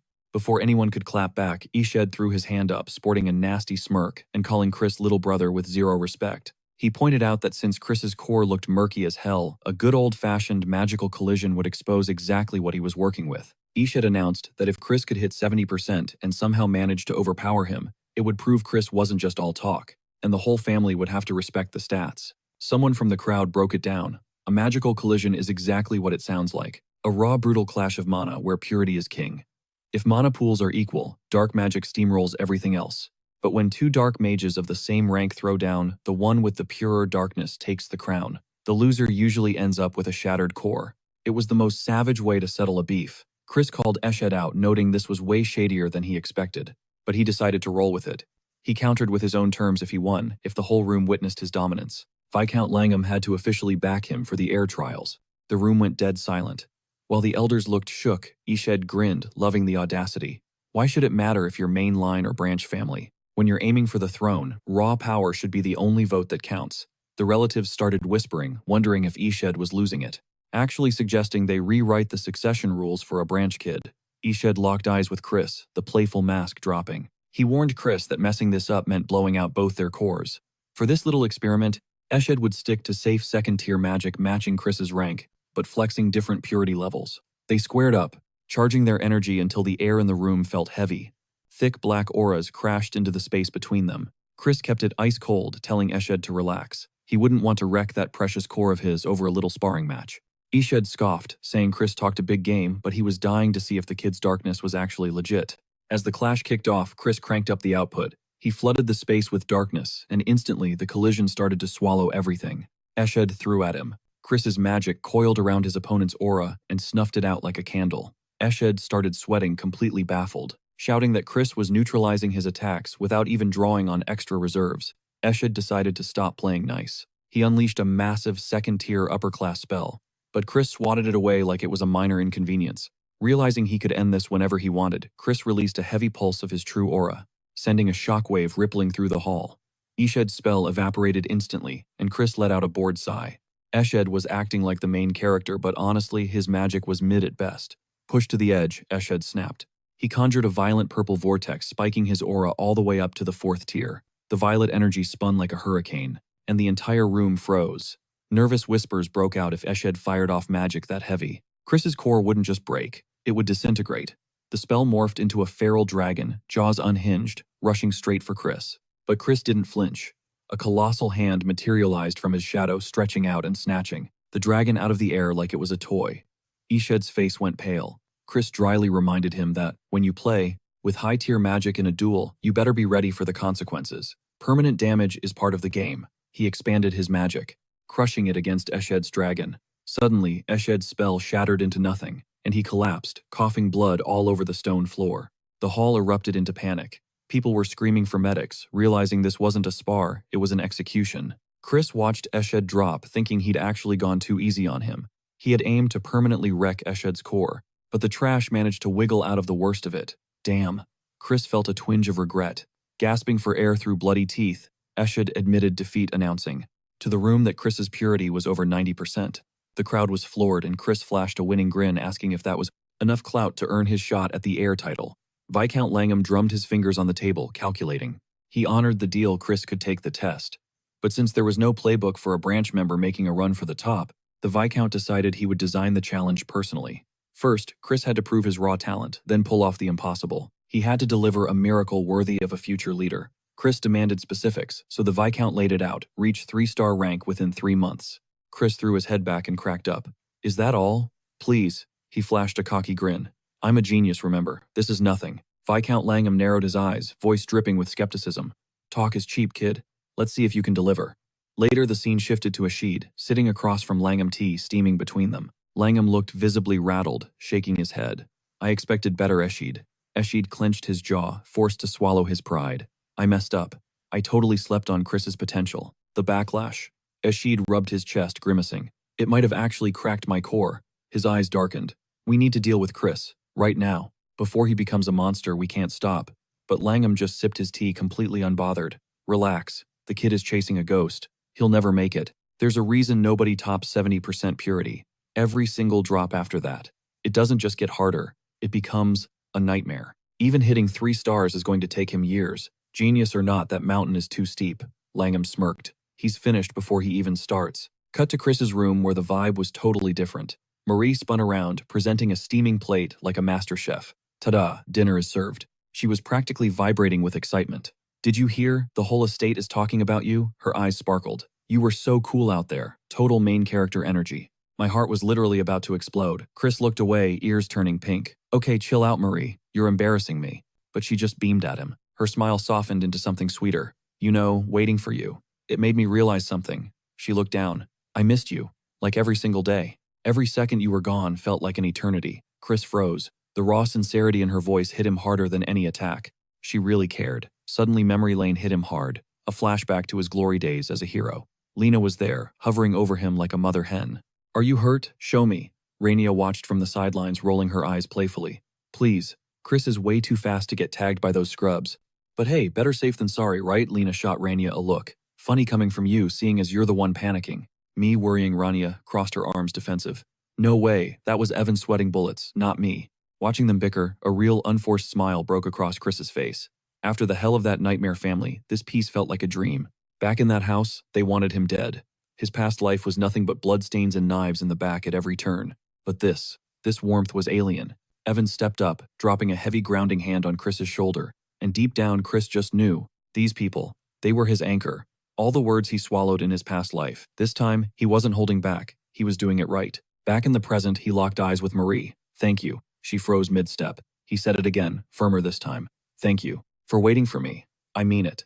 Marie turned beet red, flustered. About time you noticed, she murmured, voice shaky. My heart is thumping so hard right now. Chris snorted, ruining the moment. Marie, for the millionth time, you don't actually have a heart. Marie didn't miss a beat. She winked. That's only because you stole it, dummy. Chris blinked. Damn. She was smooth. That comeback was lethal. He sighed, defeated but smiling. All right, since you waited. How about a reward? Let's go for a walk. Marie lit up like a Christmas tree. For real, you're not teasing me. Chris nodded. Dead serious. Let's bounce right now. Moments later, they were strolling through the garden. Marie was positively glowing in the sunlight. And honestly, Chris was vibing with it too. It's nice to just breathe for a second, Chris mused aloud. But his internal monologue was racing. The road ahead was savage. Hitting 3 stars, that was going to be a grind. He was on the clock, and asking the branch instructors for help was a waste of time. Wrangling 90% purity alone was borderline suicidal. Suddenly, a familiar voice sliced through his thoughts. Well. Still stirring up trouble, aren't we? It was Aunt Marion. Chris grinned. Been a minute, Auntie. Good to see you. Marion didn't waste time on pleasantries. Not exactly the time for a romantic stroll, is it? Did you find a master yet? Chris raised an eyebrow, hopeful. You offering? Marion laughed and shook her head. Not me. But I know exactly who can handle you. Follow me. Chris shot Marie an apologetic look. She just smiled and waved him off. She was a pro at waiting by now. Marion led him deep into the estate, down a dizzying spiral of stairs and halls. So Chris asked, who is this mystery master? Just be glad I found him. Marion didn't look back. Save your thanks. You might actually hate me for this once you start. None of your siblings survived this guy's training. This is a once-in-a-lifetime shot, Chris. Don't choke. They entered a silent, empty chamber. Standing there, a little boy. Alone. Chris blinked, confused. Is this kid lost? He walked over and patted the boy's head. Hey buddy, where are your parents? The kid looked up, and the glare he shot back, absolutely lethal. Chris's blood ran cold. The dots connected instantly. Marion's voice was sharp. Show some respect, Chris. Meet the family head's incarnation. Chris snapped to attention, bowing low. The Duke's eyes bored into him, a terrifying black aura swirling around his small frame. Over 90% purity, the Duke mused, voice heavy with power. Impressive. But tell me, boy, do you realize how incredibly stupid you are? Chris didn't make excuses. He nodded. The Duke continued. Even I stopped at 80%, and I hit a wall that breaks most men. Without the Demon King's blessing, even our ancestors would have been crushed by that kind of power. And you're trying to go even higher. The Duke grinned, dangerous and wild. So I have a proposal for you. With a mere thought, the Duke could have ripped that volatile dark mana straight out of Chris, saving the kid from his own dangerous potential. But Chris wasn't having it. He asked permission to speak freely, and the second the Duke nodded, he dropped a bomb. Why is the Dark Mage clan fading into obscurity? Marion cut in voice sharp, demanding to know what he was getting at, but Chris didn't back down an inch. He laid it out cold. Sure, the Duke led them well, but compared to the other demon families, they were dead last among the 12 great houses. The Duke leaned forward, the truth, hitting home. It wasn't about leadership, it was raw power. They didn't have a single mage past the 8-star level anymore. Chris twisted the knife further. The last time the Blood Monarch Demon King came for them, their heavy hitter, the legendary Nordia, was already in the grave. No 8-star titans to defend them. Just a few 7 stars trying to lead an army of 10,000. And it wasn't enough. They got crushed, reduced to servants, proving that without top-tier monsters on your side, numbers mean nothing. Chris locked eyes with the old man. He promised he understood the risks. He knew the Duke was terrified this darkness would consume him before he could grow. But he also saw the hunger in the Duke's eyes. the unspoken hope that maybe, just maybe, this forbidden power was the key to a new golden age for the clan. The Duke threw his head back and laughed. He told the kid he talked a big game, warned him not to regret it, and instantly cast a spell right at Chris's feet. The floor disintegrated. Chris didn't even have time to scream before he was free-falling into the abyss, crashing hard into a pitch-black forest. He shook off the dizziness, trying to get his bearings, when a disembodied voice echoed the objective: inherit the dark mana, survive. Suddenly, a massive two-headed bear erupted from the shadows. Chris froze, cold sweat dripping, and mumbled a single thought: I am so screwed. He didn't know the half of it. High above in the estate, the Duke and Marion were watching the whole thing unfold on a crystal orb like it was primetime TV. Marion whispered that this was insane. Throwing a kid who was barely 2-star level into a pit with grade 4 beasts, it was a death sentence. The Duke didn't care. Deciding one nightmare wasn't enough, he snapped his fingers and summoned a second horror, a grotesque, scaly rock lizard. Marion flinched silently, apologizing to Chris for the living hell he was about to endure. The Duke just shrugged. His logic was brutal only by clawing for his life. Would Chris truly understand the heart of dark mana? True power awakens at death's door, and while Chris was down there fighting for survival, the Duke casually turned to Marion. Did you get the goods? Marion sighed, and unveiled a tray piled high with sweets. The Duke dove in, explaining that high-level magic gave him a serious sugar craving. Drama burns calories, apparently. As he chewed, he snapped his fingers again, and a wave of darkness swept over the forest below, blotting out the light. He grinned like a maniac, declaring that every good horror show needs a night setting. He wasn't hiding his excitement anymore. Laughing loud enough to shake the room, he was hyped to see his grandson undergo the family's special brand of torture training. Back in the pit, Chris sized up his executioners, the hulking two-headed bear and the armored rock lizard. He knew the math. One hit from either of them, and his bones would be ground to dust. Suddenly, the lizard shrieked and spat a glob of acid. Chris threw himself sideways just in time. The acid hissed, melting a hole straight through a massive tree trunk. One mistake meant instant game over. But he kept his head.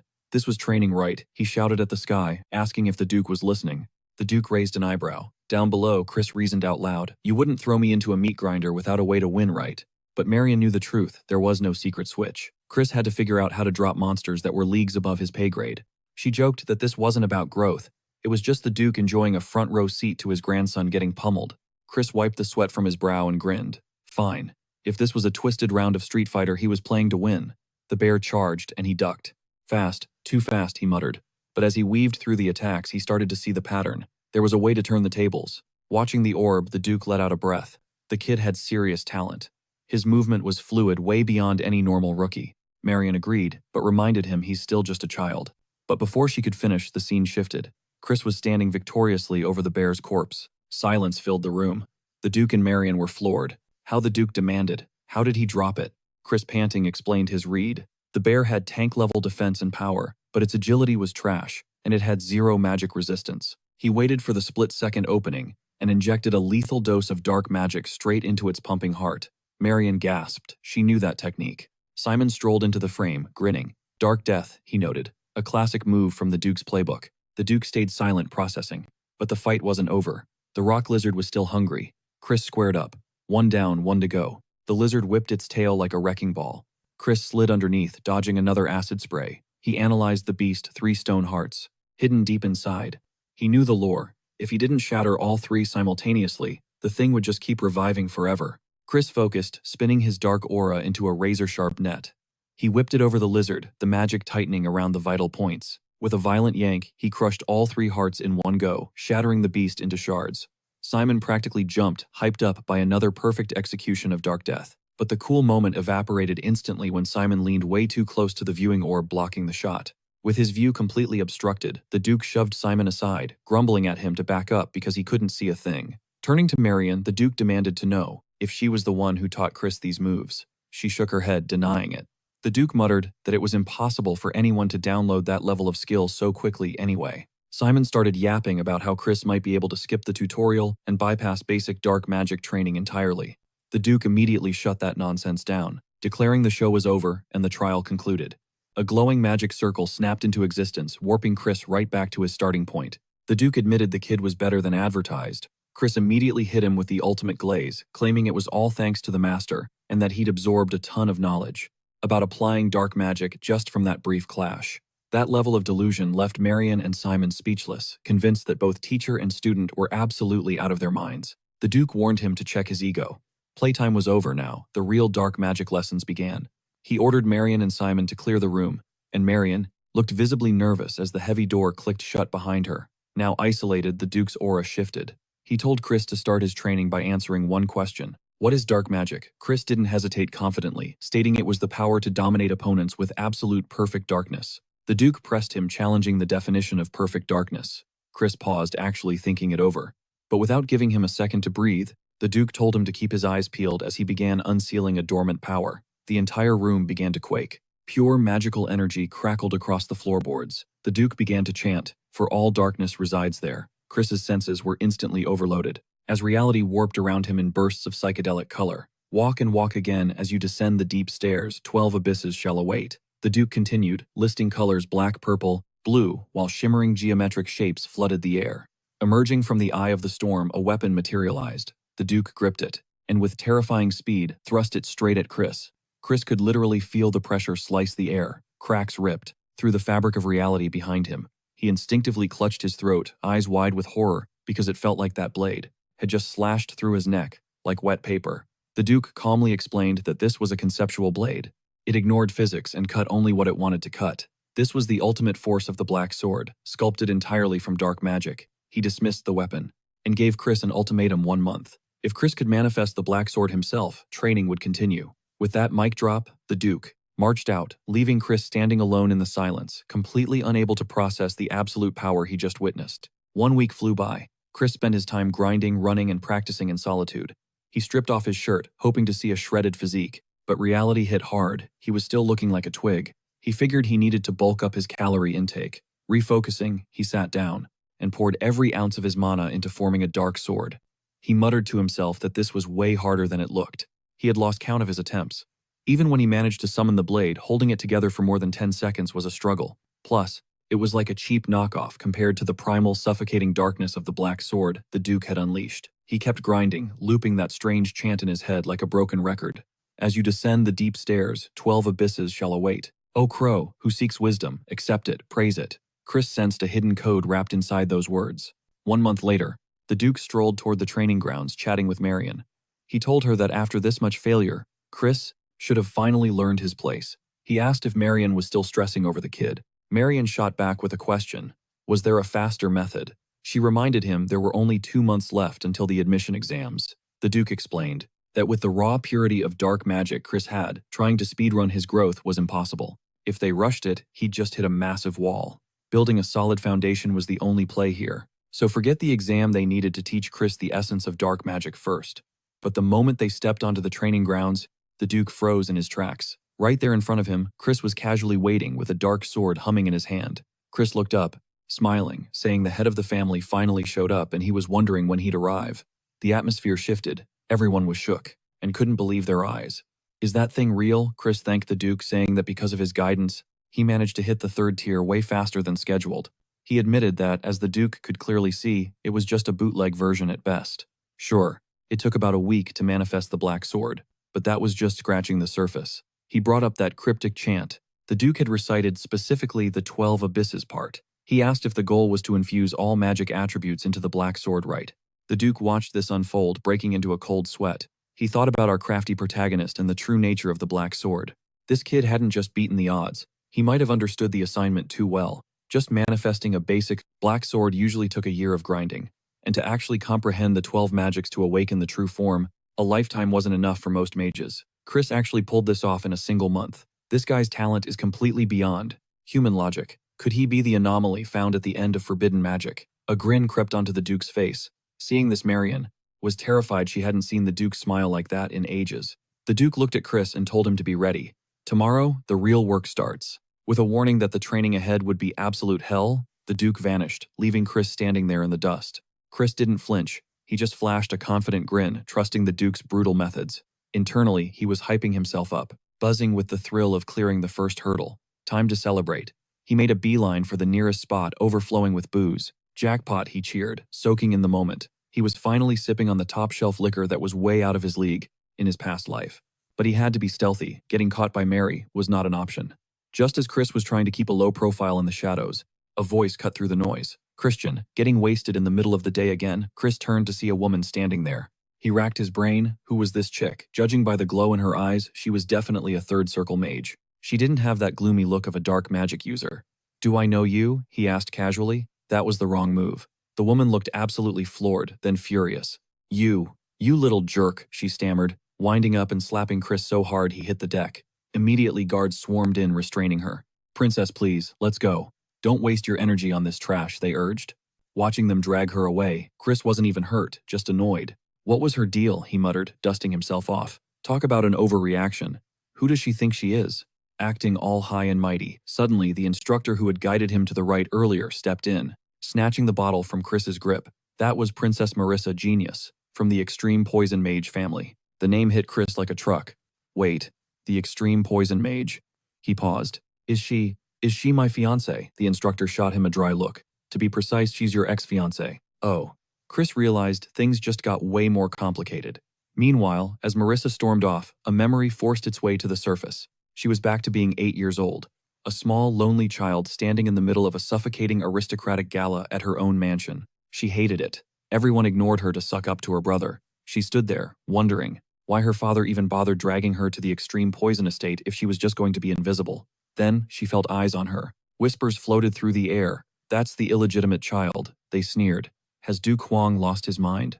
Just because his son is useless, he thinks he can use a daughter to buy a son-in-law. Marissa clenched her fists, trying to keep her composure. Suddenly, a mini version of Chris strutted over, radiating pure playboy energy even back then. "Yo, what are you doing all alone?" he asked, calling her kid. "I'm not a kid, I'm Marissa," she snapped. "All right, Marissa," he smirked.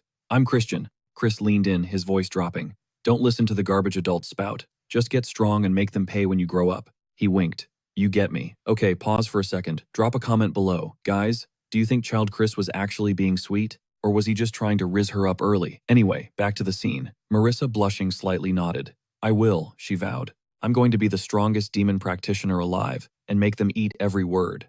Chris grinned, clearly impressed. "Now that's ambition. Exactly what I'd expect from the Poison Mage bloodline. Since you're going to be the strongest, I better stay on your good side." He laughed, dubbing her the future queen of demon arts. Then, with smooth confidence, Chris offered his hand to the girl clutching her doll. "May I have the honor of giving you a tour of the estate?" That was the moment Marissa fell for him. But back in the present, she violently shook her head, banishing the memory. That was ancient history. Even if it was just a political engagement for peace, she used to stay up all night dreaming about their future. But that naive girl was dead. Marissa pushed open the heavy doors to Viscount Langham's office. "Lady Marissa," he said, smoothing his expression. "It's been a while." "Viscount," she nodded coldly. "What brings you here?" he asked, though he probably guessed. Marissa cut to the chase.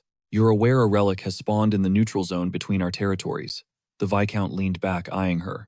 "And what does the Extreme Poison House plan to do? You took the last one. Are you stepping aside this time?" Marissa didn't flinch. She actually smiled. "Not a chance."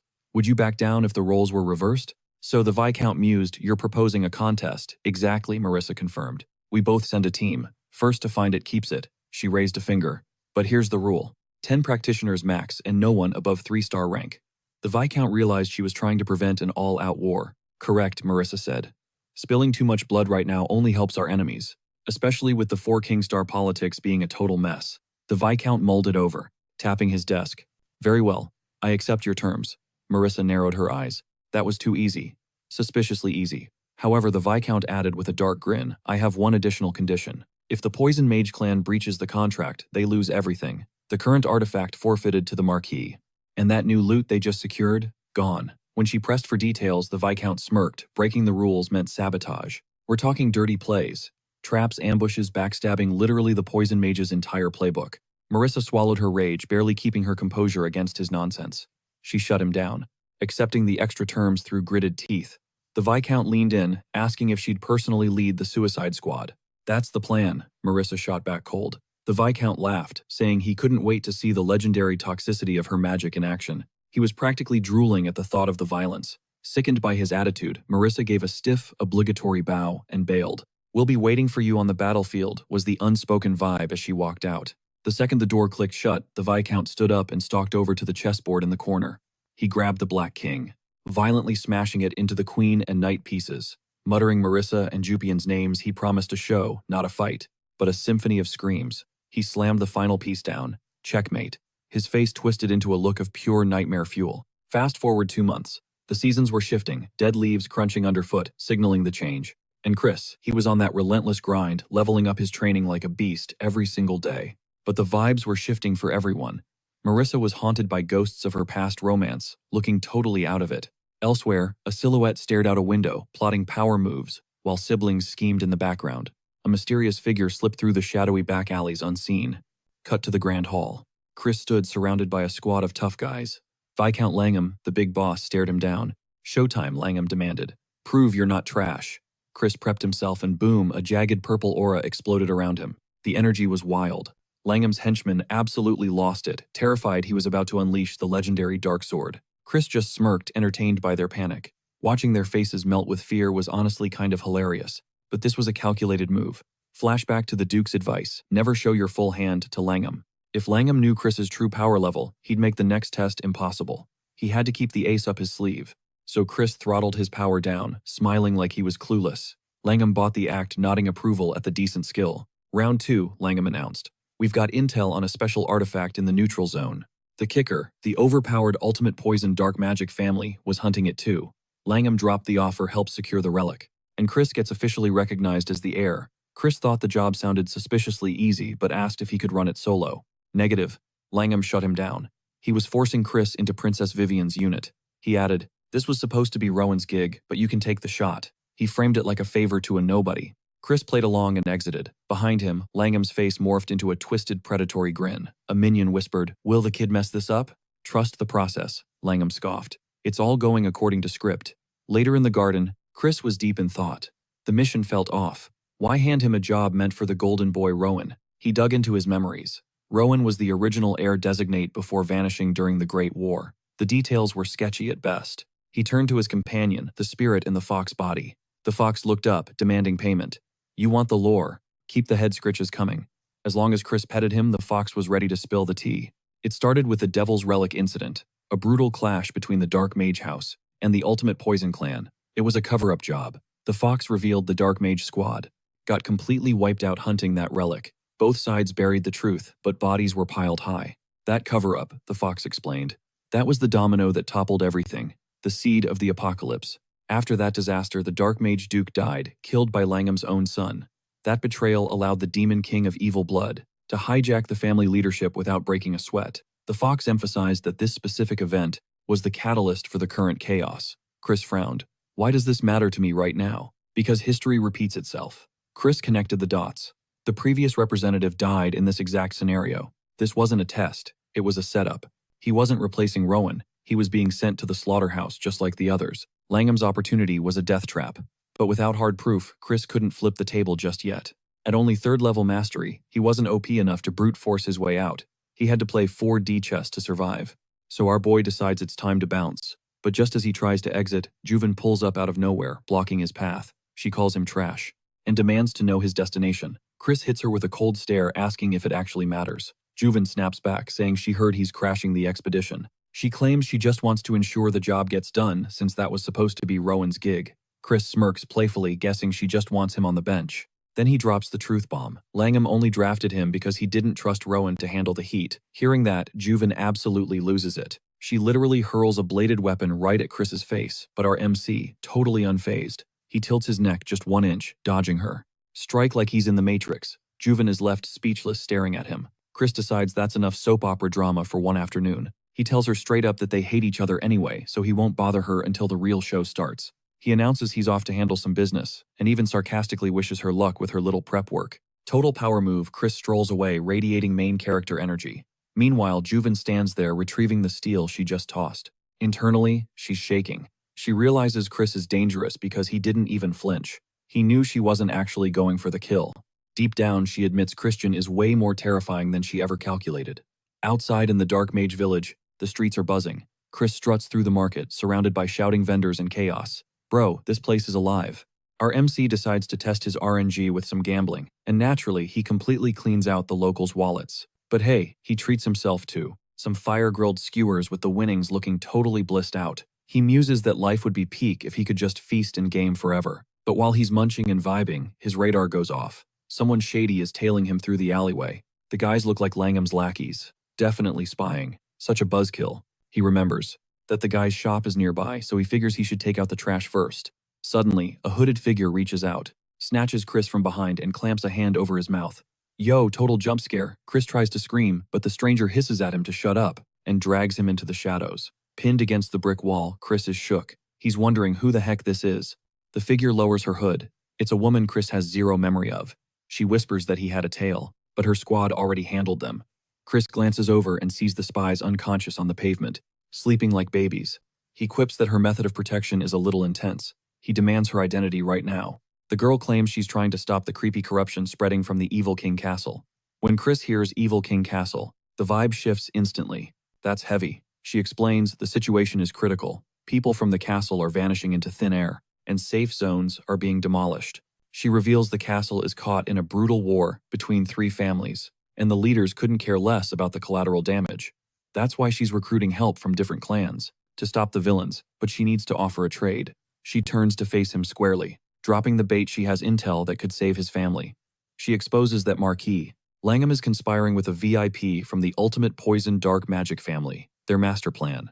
They want to assassinate Marissa, the heiress of the Ultimate Poison clan. Chris is mentally reeling. He thinks, wait, they aren't just targeting us, but Marissa too. The logic doesn't add up. It sounds insane. The girl explains that, if this scheme succeeds, both families will collapse. Then the true overlords of the Evil King Castle will seize absolute power, and the balance of the 12 Dark Mage families will be shattered. That spells apocalypse for everyone. The girl stares at Chris with intense eyes. Chris looks a bit spaced out for a second. She says she hopes Chris is ready for the relic hunting quest. She also drops a line hoping he'll rise as the young lord and protect the peace one day. Chris figures if this girl knows about the relic, her spy network is god tier, but he's not buying it just yet. Chris tells her he needs collateral if she wants his help. No receipts, no deal, that's his rule. The girl gets flustered, stumbling over her words. Chris trolls her, saying she's empty-handed. Panicking, she whips out something shiny from her cloak and shoves it at him.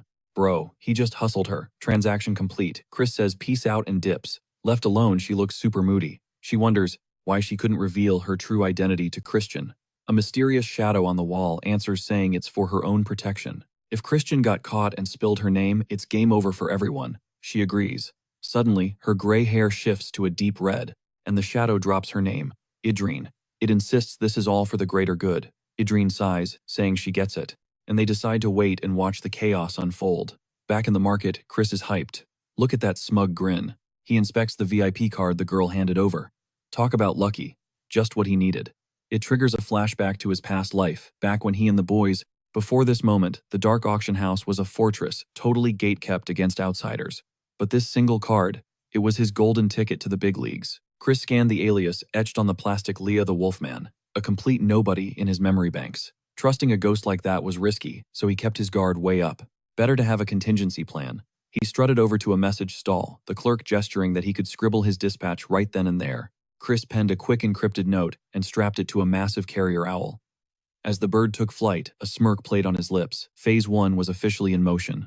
Adrenaline surged through his veins. Time to hunt down his target. Chris marched straight toward the towering, opulent facade of the dark auction house. The place screamed old money, marble gold, an atmosphere so heavy with wealth it felt like it would crush a commoner. At the entrance, a hulking security guard stepped in Chris's path, barking at him to get lost. Apparently, Chris didn't look the part of the elite. Chris didn't even flinch. He adjusted his pristine white and gold mask and flashed the VVIP card. Pure main character energy. The guard's attitude flipped instantly. He went from bully to bootlicker in a split second, trembling as he realized he almost kicked out a VVIP. Suddenly, it was red carpet treatment. Every guard in sight bowed low, practically begging him to step inside the sanctuary. The interior was blinding chandeliers, dripping in crystals, the elite mingling. A nervous employee with twitching elf ears scrambled over to intercept him. The elf stammered, asking if he was the esteemed Leah the Wolfman. Chris didn't hesitate. Yep, that's the name on the tag today. He cut through the small talk. With zero patience, he demanded the elf escort him straight to the branch manager. To make sure the point landed, Chris flashed a smile that was less friendly and more serial killer. The terrified elf nodded so hard his neck almost snapped. Moments later, Chris was lounging in a VIP suite that cost more than most people's lives. The elf bowed out, sprinting to fetch the boss. Chris surveyed the room. Top-tier luxury. Exactly what you'd expect from the legendary Rudolph Merchant Group. The Rudolph Group wasn't just a company, it was a titan. Along with the Union Deer Group, they were the untouchable kings of commerce. Between the two of them, they had the dark magic empire's economy in a chokehold. No competition. The word on the street was simple. If the Rudolph group couldn't find it, it didn't exist. The door creaked open.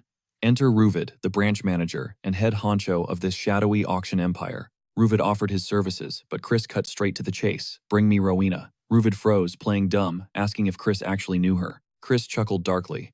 Know her. He leaned in, dropping the bomb that Rowena was standing right in front of him. The tension snapped.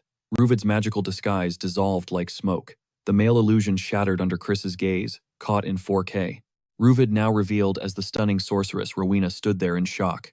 Chris remembered all the headaches she gave him in his past life. Karma is a wheel, and Chris decided it was her turn to get played. When she demanded to know how he saw through it, Chris just shrugged. That relic you're using, total garbage. He ruthlessly critiqued her magic, joking that the camouflage was too weak to hide her massive ego in her face. Rowena looked ready to explode. Pro tip: never insult a powerful mage's appearance, unless you want to see instant rage. Chris kept the pressure on. He admitted he wasn't Leah, a fact she clearly knew but told her to zip it. He leaned back, dropping a heavy threat: cooperate, or he'd start leaking secrets about her shady side hustles to the public. That wiped the anger off her face, replacing it with fear. She asked what his price was. Chris just gave her that signature arrogant smirk. Defeated, she agreed to fetch his request. A bit later, Chris walked out, weighing a heavy sack of gold and gems he'd swindled from her. Absolute robbery. He told her the funds were strictly for saving the world ingredients, spinning a hero narrative while emptying her pockets. Internally, he calculated the odds. This haul wouldn't make him a god, but it was enough to counter Langham's nasty little schemes. Langham was always playing 4D chess, and Chris refused to be a pawn. That night, Chris strolled past the training grounds, where knights were sweating buckets, clashing steel. Jupian yelled over, trying to rope him into sparring. Chris waved her off. He had zero interest in grinding XP with swords when he had bigger plans. He tossed a casual good luck over his shoulder and kept walking, unbothered, uninterested. Rowan, watching from the side, lost it, calling Chris a lazy punk. Jupian had to step in, telling the hothead to cool off. She figured Chris was destined for mediocrity anyway since he wasn't training. Little did she know he was playing a completely different game. The next day, Chris returned to the merchant group to finalize the deal. Rowena handed over a box of rare herbs, probing him about his plans. Chris played coy, claiming ignorance. Rowena, looking done with his attitude, slid a wooden chest across the table. Chris popped the lid. Inside sat a golden frog and a piece of patterned black cloth. Weird loot drop. It wasn't exactly legendary gear, but beggars couldn't be choosers right now. Rowena headed for the exit, dropping a cold reminder he'd better keep his mouth shut, especially after the massive payout she just handed over. Chris swore he was a vault, even as Rowena made it crystal clear she never wanted to see his face again.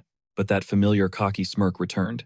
He dropped a bomb. War is on the horizon. Rowena froze, completely blindsided. If the Union and the Magic Empire clash, the entire continent gets dragged into the meat grinder. He laid it out. War means blockades. The major trade routes get choked off, and merchants on both sides are gonna crash and burn. Rowena did the math. She'd lose half her empire overnight. Still, she tried to play it cool, calling him dramatic. I mean, who starts a war for kicks, right? But Chris pushed back. The rumors swirling in the capital aren't just noise. It's a ticking time bomb. She glanced at the intel in her hand, and her gut sank. He was right. Even the high society elites are whispering about conflict. But that begged the question, why is he spilling all this tea to her? Chris flashed a grin. If she wants to keep her vaults full, maybe she should step up as his official sponsor. He's playing the long game, trying to engineer a future where the war never happens. Rowena looked lost, so he broke it down. The Southern Wizard Tower is the ultimate choke point. If Chris ascends to the throne as the Duke, he controls the board. He can stop the catastrophe before it starts saving the world, and more importantly, saving Rowena's bottom line. He demanded an answer. Is she in or is she out? He extended a hand to seal the deal. Rowena locked eyes with him, no lies detected. It was a solid gamble. She took his hand but issued a sharp warning. Lie to me once and I'm gone. Our MC just waved it off, breezing out the door while calling her Miss Moneybags. Rowena fumed, but Chris was already laughing his way down the hall. Typical. Later, back in the safety of his quarters, he got to work grinding those herbs. He needed an antidote fast. The ultimate poison dark magic family wasn't to be messed with. If they start trouble, he needs to be ready. But he hesitated. It's been ages since he brewed this stuff. Will it still work? Suddenly, memories from his past life flooded back. He saw himself as a kid being scolded for being too slow. Faster focus. The voice belonged to a woman named Flora, the legendary leader of the medical clan. She was grilling him on his fire control, bragging that her clan mastered the flames like no other. Our boy sighed. She was always nagging. But then his mind drifted to their first meeting, the blood-soaked battlefield of the First War. The Demon King, Evil Blood, had decimated her people. The medical clan was nearly extinct. Young Flora was forced to lead amidst the slaughter. The Demon King wasn't taking prisoners. He wanted every healer dead to remove the threat. Flora was barely hanging on, coughing up blood in the rubble. Chris's medicine pulled her back from the brink. In that moment, she trusted him with everything, handing over the clan's secret technique book. It was incomplete, but it was all she had left. Save the suffering, she begged him. Let me rest in peace, knowing the legacy lives on. Chris accepted the burden, officially calling himself her student. Flora managed a weak smile. She knew she'd bet on the right horse. The memory faded to a shot of Chris standing alone in a vast field of flowers mourning his master. He went on to become the 27th head of the medical clan. On the battlefield, they didn't just call him a healer, they called him the Saint. Every life saved was a promise kept to Flora. Back in the present, Chris stared at the small pill in his palm. He silently hoped that wherever Flora was in this timeline, she was living a good life. He vowed to honor her legacy no matter the cost. Meanwhile, miles away, a messenger bird cut through the sky. It swooped down toward a massive fortress, the Marquis's estate. A servant rushed the urgent letter to the Lord. The Marquis lit up, finally word from his boy. He tore it open, thinking Chris was growing up to be just as formidable as his mother Marion. But as he read on, his curiosity turned to concern. The smile vanished. His expression hardened into pure seriousness. He barked an order to the servant. Get everything ready. We need to prepare for my son's next move. Now, the gears are turning. But right now, it's mission time. The Dark Mage family's expedition squad, huddled in a thick, foggy forest looking shaky. Team leader Jupian laid down the law. No solo heroes. Stick together. Groups of 2 minimum. The team nodded like good little soldiers. But you know, there's always that one guy. Chris stepped up. I'm going solo. Jupian's jaw dropped. Excuse me, our boy shrugged it off. He works better alone. And the real reason, looking at this group was like watching clumsy insects. If he stuck with them, the ultimate poison magic would wipe them all out in seconds. Chris wasn't about to sit around waiting to get ambushed. But Jupian checked him, reminding him they were deep in a zone crawling with nightmare fuel. We're talking grade 4 monstrosities here. If things went sideways, nobody was coming to save them. She wasn't done lecturing yet, though, warning him not to get himself clapped by the enemy. Classic Chris, he just shrugged it off and tossed her a small pouch. Inside, high-grade antidotes specifically designed to counter the ultimate poison Dark Magic family's toxins. He told her he was already dosed up, so she should take the rest. Jupian was about to refuse out of spite, but Chris threw a little shade her way to goad her. That did the trick. She snatched the meds just to shut him up. Suddenly, the clearing ahead filled with tension. The ultimate poison. Dark Magic family arrived with Marissa front and center. She smirked, sensing trouble in paradise. Jupian instantly called them out for lagging behind. But Marissa wasn't having it. She claimed she was right on schedule and called Jupian impatient, adding a snarky comment about her actually behaving for once. Then she dropped the ground rules: absolute ceasefire. No sabotage, no ambushing rival squads while the mission is live. Jupian scoffed, acting like she wrote the rulebook. Marissa looked annoyed, reminding her they were still enemies. But frankly, she seemed bored of the conversation. Enough talk, it was go time. Marissa's squad signaled they were locked and loaded, and her crew mobilized. Jupian watched them fade into the brush, deciding it was time for her team to make a move too. But yo Chris, he plays by his own rules. He completely ghosted his team, breaking formation and sprinting off solo, totally ignoring orders. He even ripped off his comms device and spiked it on the ground. Absolute savage behavior. Jupian watched him vanish, thinking the guy had lost his mind. Like who ditches their lifeline? Meanwhile, deep in the timber, our boy was already throwing hands with a feral, demonic beast, and making it look like child's play. With all the demon realms he conquered in his past life, spotting a monster's vitals was automatic. He could do it blindfolded. Even a grade 4 beast was nothing. He struck the kill spot instantly. Then a thought of Jupian popped into his head. Was she actually worried about him back there? Nah, no way. He brushed the thought aside immediately. That Ice Queen doesn't do feelings. Anyway, he pushed deeper into the creepy forest, his senses on high alert. He knew the scheme to take down Marissa had to be in motion, but he hadn't spotted the ambush setup yet. Figuring he needed more intel, he scanned the area, only to spot Marissa in the distance. They locked eyes instantly. Chris realized he'd wandered straight into the enemy's path. Big oops. He played it cool, offering a quick apology, mumbling about a wrong turn before trying to bounce. Marissa told him to watch his step, her vibe way colder than before. But the gears in Chris's head were turning. He realized the trap wasn't for him, it was designed to crush Marissa. Who was pulling the strings? Was she just a sacrificial pawn? He decided to poke the bear and ask a risky question. He called out, asking point blank if her family actually hated her. Oof, that hit a nerve. Marissa's expression twisted into pure rage and hurt. Her face flushed red, and she practically screamed that he was trash. Chris actually felt a pang of guilt for prying so hard. In his past life, he never really got these noble types. Maybe he had misjudged her situation. Suddenly, Marissa snapped. She fired a poisonous magic needle straight at him. It zipped past his ear and embedded itself in a tree, sizzling on impact. Okay, that was terrifying. She demanded a proper apology, and seeing her fury, Chris realized this wasn't just family drama. Someone else set this trap, and he needed to find the puppet master before they struck. Even if her squad was cooperating, he doubted anyone would make it out alive. He needed to stall for time, until backup arrived. So Chris pointed at the sizzling tree. Marissa was breaking the truce. That just made her angrier, demanding to know what he was talking about. The MC pointed to the smoking wood she threw the first punch, which meant the Dark Mage family forfeited the relic rights. Marissa denied it, claiming self-defense since Chris insulted her lineage. Fueled by the humiliation of their broken engagement, she justified the attack in her head. Then Marissa went full beast mode, unleashing a massive cloud of neon blue and purple poison magic directly at him. The toxic fog swallowed him whole, and he started hacking.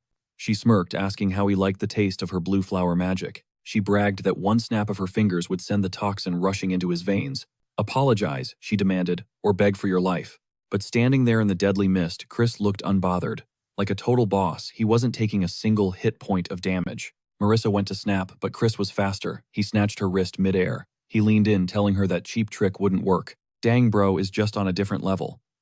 Marissa looked like she'd seen a ghost. She was shook. She couldn't process it. She was certain she held the only antidote in existence. But Chris, being the absolute maniac genius he is, he started lecturing her about his physician's oath. He revealed he brewed his own custom version, the perfect detox pill, and he looked pretty stickin' proud of himself. Marissa dismissed his warning as pure gibberish, but bam, lights out. Chris knocked her cold before she could finish the thought. She folded like a lawn chair. He scooped her up mid-fall, whispering for her to just take a nap and chill out. He swore a solemn oath to protect her life, then proceeded to tie her to a tree. Okay, mixed signals much. Yeah, Chris bound her for safety. Meanwhile, our nonchalant anti-hero toyed with a glowing orb, a nifty gadget for mimicking voices. Channeling his inner Marissa, he prank-called her squad using the orb, ordering them to go scout the cliff. Her team was totally bewildered, but Chris just snickered in the shadows, pleased with his little deception. He figured dodging the notorious ultimate poison dark magic family right now was the smart play, and booked it through the woods. Big brain time, he recalled that Relic's god-tier loot dropped by demons or saints sometimes just rained down for mortals to brawl over. Today's jackpot, the legendary Amulet of Twilight. According to Lena, the queen of dark gossip, nobody actually knew what this mysterious trinket did. Some dude named Marquis Langham cracked the code after endless grinding, but it cost the family head his life. Chris refused to let Nordiani bite the dust. Someone's got to delay the apocalypse, so snatching that relic was priority number one. Touching down, he spotted sketchy footprints. Weird because humans get folded instantly in this demon realm. So what gives relics don't have legs, fam? Sus levels rising, he popped an invisibility spell and stalked the trail. Up ahead, he spotted a villain vibe checking with two mysterious cloaked lackeys. They'd secured the loot box and were playing the waiting game.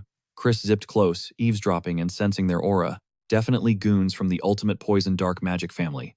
One heavy hitter was rocking 4-star energy. The female mage was even scarier 5-star tier. But the main villain felt off, like he didn't belong. Blue-haired boy was salty, raging about Marissa's screw-up and wishing she'd just expire already. Chris pegged him as a Nepo baby directly from the main poison bloodline. Their master plan, delete the competition and jack the artifact. The guy planned to gift it to Viscount Langham after dealing with Marissa, but now he was just over it. He just wanted the job done. He commanded his minions to hunt the girl down, leaving Mr. Blue Hair all by his lonesome. Strategy time. Our boy plotted should he throw hands head-on or go full ninja assassin. But then he spotted something hilarious in the canopy.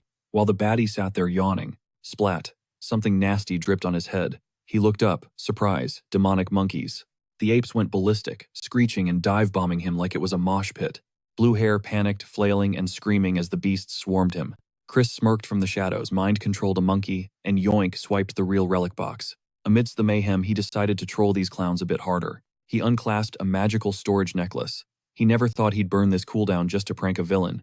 Since it could hold a 4-star beast, stashing a box was child's play. He summoned the inventory. He secured the loot inside and swapped in that junk replica from Ruina.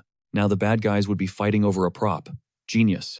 Chris dipped out and cracked open the real prize. He hyped himself up for the mighty Amulet of Twilight, but his jaw hit the floor. The box was empty. Well, not empty. It held a frilly blue and gold garter belt. You kidding me? Back at the tree, Marissa woke up feeling like absolute trash memories of Chris flashing back. Furious, she mentally screamed at that useless brat to rot in hell. But then, a brunette named Melon materialized out of nowhere, staring her down. Melon asked if she repped the ultimate poison dark magic family.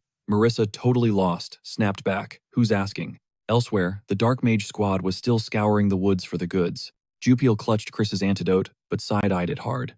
Why trust a word that Sketchball says everyone else was coming up empty-handed?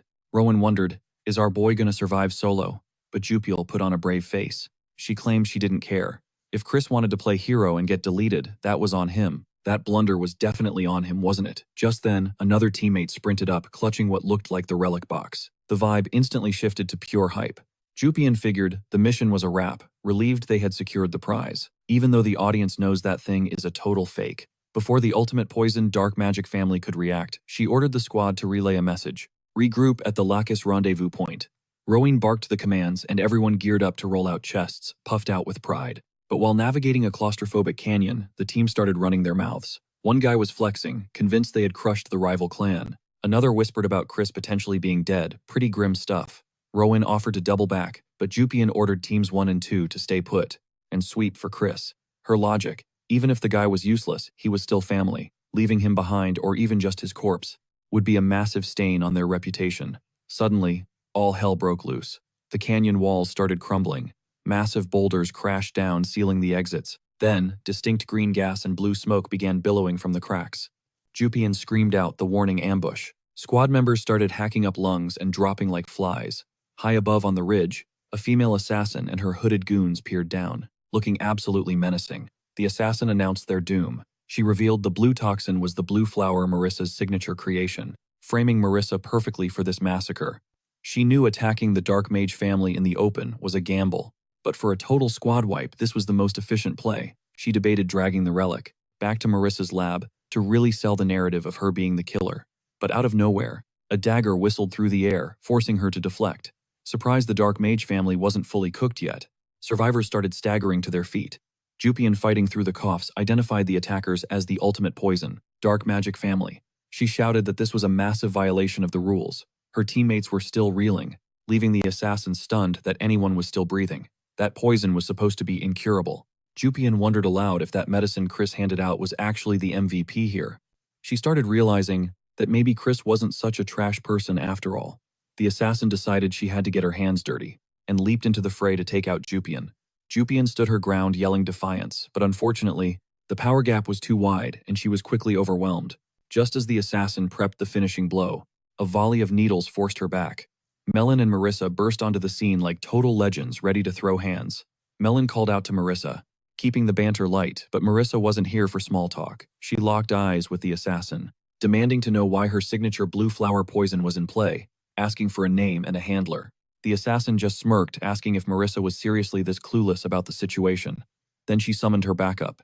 An all-out brawl erupted. Melon quickly realized the enemy squad was stacked 2 3-star dark mages and a 4-star boss, completely outclassing their crew. She realized the enemy had done their recon, pinpointing exactly where the Dark Mage family was lacking in high-tier firepower. Jupian started spiraling, convinced this was the end of the line for all of them. But then a super smug voice echoed from above. Who else? It was Chris. He was perched on the cliff edge, overlooking the chaos, looking unbothered, and way too cool, calling this meeting an incredible coincidence. Marissa and Jupian spotted him and simultaneously shouted, shocked, Christian. Yeah, the guy always knew how to make a cinematic entrance. Gazing down at the battlefield, he teased the group, saying they must have been desperate to see him. Immediately, Marissa and Jupian shut that down. Marissa snapped that he had some serious explaining to do later, clearly fuming. Just then, the female assassin cackled at the group. She thought the squad below was finished, and scoffed that adding another useless scrub to the mix wouldn't change the outcome. That comment struck a nerve with Marissa, but she knew the villain wasn't wrong. She thought to herself that once a fighter hits 5-star status, they evolve into a completely different beast, something lethal. Even with their combined teamwork, stopping this monster felt impossible. The assassin started gloating, high on her own supply, thinking her rank made her untouchable. But then the script flipped. Chris called the enemy's strategy sloppy and tossed 2 glowing relics down to his allies. Marissa caught a golden frog on a green ribbon. Melon snagged a sparkling necklace, and Jupian grabbed some strange amulet. Right, those artifacts were from Ruina. The squad stared at the loot, completely bewildered. Marissa wondered what on earth she was holding. Chris just smirked, casually bragging that these relics were cheat codes, instantly boosting a user's power by 1 full level. Jupian slapped that relic on and boom. A shockwave of violet energy detonated from her core. She tried to play it off, acting like she hated the fit, but we all saw that surge hit her like a freight train. Marissa was the only one eyeing her sideways, wondering if this was a buff or a straight-up curse. The vibes were definitely off. Meanwhile, Melon strapped on her necklace and felt the voltage spike. Cut to black flashback time. We see Chris's pops grilling Melon earlier. Then Chris stepped in, dropping the bomb that someone was gunning for the headmaster's throne, and he needed her firepower to stop it. Snap back to reality. Melon pressed Chris on where he even copped a relic like that. Our boy just smirked, admitting he finessed it off some sucker. Then Chris hit them with a casual shrug, said he had business to handle, and turned to leave. Melon wasn't having any of that nonsense. She screamed that once the dust settled, she was going to make him pay for this stunt. But Chris, absolute troll that he is, just waved and said, "Catch you later, assuming we don't die." Then he literally yeeted himself off the cliff edge. Marissa's jaw hit the floor. She started screaming that he was supposed to carry the squad, but he just ditched them cold. Jupian, though, she stayed icy. She sensed Chris was playing 5D chess and told everyone to trust the process. Marissa couldn't grasp why Jupian was suddenly riding with Chris. Then the female assassin chimed in, saying that shiny new toy was just giving them false hope. Suddenly, the enemy squad powered up, dark auras flaring. Marissa started sweating bullets, realizing that kind of pressure only drops from rare 5-star threats. But Melon kept it 100. She recalled Chris's golden rule: rank is just a number. It's the ego trippers who always fumble the bag. Chris loved humbling, cocky fighters with pure skill, not just raw stats. That thought got the whole squad locked in. The assassin scoffed, calling them delusional. And just like that, it was go time. The enemy launched a spinning death-top attack, screaming for blood. She punted Melon so hard she went airborne. She unleashed a barrage of energy blades, snagging a hit on Melon's shoulder. Then the trash talk started. She called Melon mid, claiming she didn't need to see the Black Swamp Knights to know they were overhyped. Melon just cackled in her face. "You sure you're really 5-star material?" She claimed that Cut was so weak it tickled. Suddenly she fired back. A massive tsunami of green energy slammed into the assassin. The killer stumbled, clutching her ribs, confused why a measly 4-star curse was doing real damage. Melon flashed a wicked grin. This relic wasn't a stat boost, it amplified her curse using her own blood as fuel. Panic started setting in for the assassin. She realized she'd been baited. Melon yelled it was time to wrap this up and charged. She delivered a brutal slash across the chest. The enemy sidekick screamed for their captain, but Jupian barked at the team to stay focused. Cut to a different part of the woods. Chris was on a solo mission, hunting for a specific target. He hollered out into the trees, asking if they were done playing this lame game of hide-and-seek. Was this hidden enemy camping tactically, or just too chicken to face the music? Right on cue, the final boss, the guy in the sleek black mask, spawned behind Chris. Most people would jump, but Chris just spun around and said, "Finally." Honestly, Chris looked chill, but you could tell something smelled fishy to him. He called out the elephant in the room. This guy wasn't running the standard ultimate poison dark magic loadout. But the mystery man gave him the silent treatment. When Chris realized he wasn't getting answers, he decided to troll him. He snatched a pebble off the ground and flicked it with bullet velocity, way harder than physics should allow. The man had to pull a matrix dodge. Chris unleashed a rapid-fire barrage, and the last stone smacked the guy right in the face. He staggered back. Oof. That's when Chris started offering some free combat coaching. "Brother Eshud," he grinned, explaining that Eshud always hikes his shoulder when he's nervous, and when he loses focus, his eyes go crazy. Chris told him to fix that tell before it gets him killed. Dang, roasting the man mid-fight, ruthless. The mystery man ripped off his ruined mask and face reveal. It was totally Eshud. Chris just stared him down, waiting for the next move. Flashback time. Viscount Langham, in his plush office, barking orders at his son. He figured the poison mage could handle the girls, but he ordered Eshud to tail Chris, just to make sure he didn't pull a vanishing act like Mora. Back to now, Eshud looked battered and salty. He knew this mission was a total snafu. His orders were leave no survivors, and he was failing hard. Flashbacks of his subordinates' warning replayed in his mind. The guy said the plan was crumbling. Jupian's squad was still standing. With Melon interfering, a total team wipe was looking impossible. And if Christian died right here, the heat would come down on them hard. Eshud realized this was a nightmare scenario, especially because his disappearance would drag his dad straight into the crossfire. Big yikes. Suddenly, Chris broke the silence, asking why Eshud was frozen like a deer in headlights. Our boy smirked, teasing him. "What's wrong? Lose your nerve." Eshud's expression hardened as he decided to throw hands now and worry about the fallout later. He flared his intense dark mana, and the air got heavy. He lunged at Chris, spawning 2 shadow clones mid-air. A synchronized 3-way assault. It looked like straight-up hacks, totally unfair. But Chris didn't even flinch. He drew his blade, crackling with purple energy, and parried the strikes. Then the real Eshud dove in, screaming for Chris to drop dead. Just as the blade made contact, poof, Eshud vanished. Classic speedster move. He materialized behind Chris like a total ninja. Bam, a direct hit. But wait, Chris was still standing. He unveiled his true weapon, a dark sword swirling with a tornado of violet and black energy. Eshude's eyes popped out of his skull. What is that power? Chris swung the blade, smashing the earth with enough force to trigger an earthquake. Ishude went ragdolling, coughing up a fountain of blood. Absolute carnage. Lying in the dirt, Ishude couldn't process the reality. Defeated by a branch family, nobody, impossible. Chris looked down at the wreck and told him to just take the L with dignity. He offered a deal, admit defeat, and he'd let it slide. But Eshude's pride wouldn't let him quit. Paranoia crept in. Does Chris know the secret plan Eshude wanted to? Silence him permanently to hide the evidence? But he hesitated. Chris was too OP to deal with, and Eshude was barely holding it together. So he switched up his act, thanking Chris for saving his reputation. Total snake move. Chris grinned, offering a helping hand. Mercy, right, then plot twist. He played Ishude like a fiddle. The helping hand flared with purple nuke energy. CK. The magic blasted Eshude backward, forcing him to spew even more red liquid. Eshude lost it, screaming every curse word in the book. Internally, Chris laughed. Everything you just saw was an illusion, bro. Absolute savage. Anyway, fight over. Chris sprinted back to Jupian and Marissa. He was low-key annoyed the duel wasted so much time. Hopefully the squad was safe. Suddenly, the gang rushed in, screaming Christian's name like he was on a milk carton. Our boy cringed. They looked hysterical. Marissa, face beet red, yelled that he needed a serious beating for scaring them. Meanwhile, Melon whispered the status report. Chris asked about the loose ends, specifically those dark mages from the Ultimate Poison family. Melon confirmed they were toast, literally turned to ash. Zero evidence left behind. Clean sweep. Solid work, Chris nodded. But Jupian wasn't having it, demanding to know where Chris had vanished to. Chris put on his poker face. Just scouting, chill. Marissa wasn't buying that weak excuse. She eyed his fresh wounds and asked if more family traitors were involved. Chris shut it down gently. He claimed he handled some pests, and whoever he fought was already gone or carried off. He urged them to evacuate fast. But inside, Chris knew this alliance was a total farce. Viscount Langham definitely orchestrated this chaos on purpose. Still, he secured the relic and saved the characters destined to die. That was a win in his book. Flash forward 1 week. Chris sat at a lavish dining table thinking how smoothly the cover-up went. The Poison Magic family lodged a complaint, but the investigation wrapped up quick. Langham had to bury it to save his own skin from the murder plot allegations.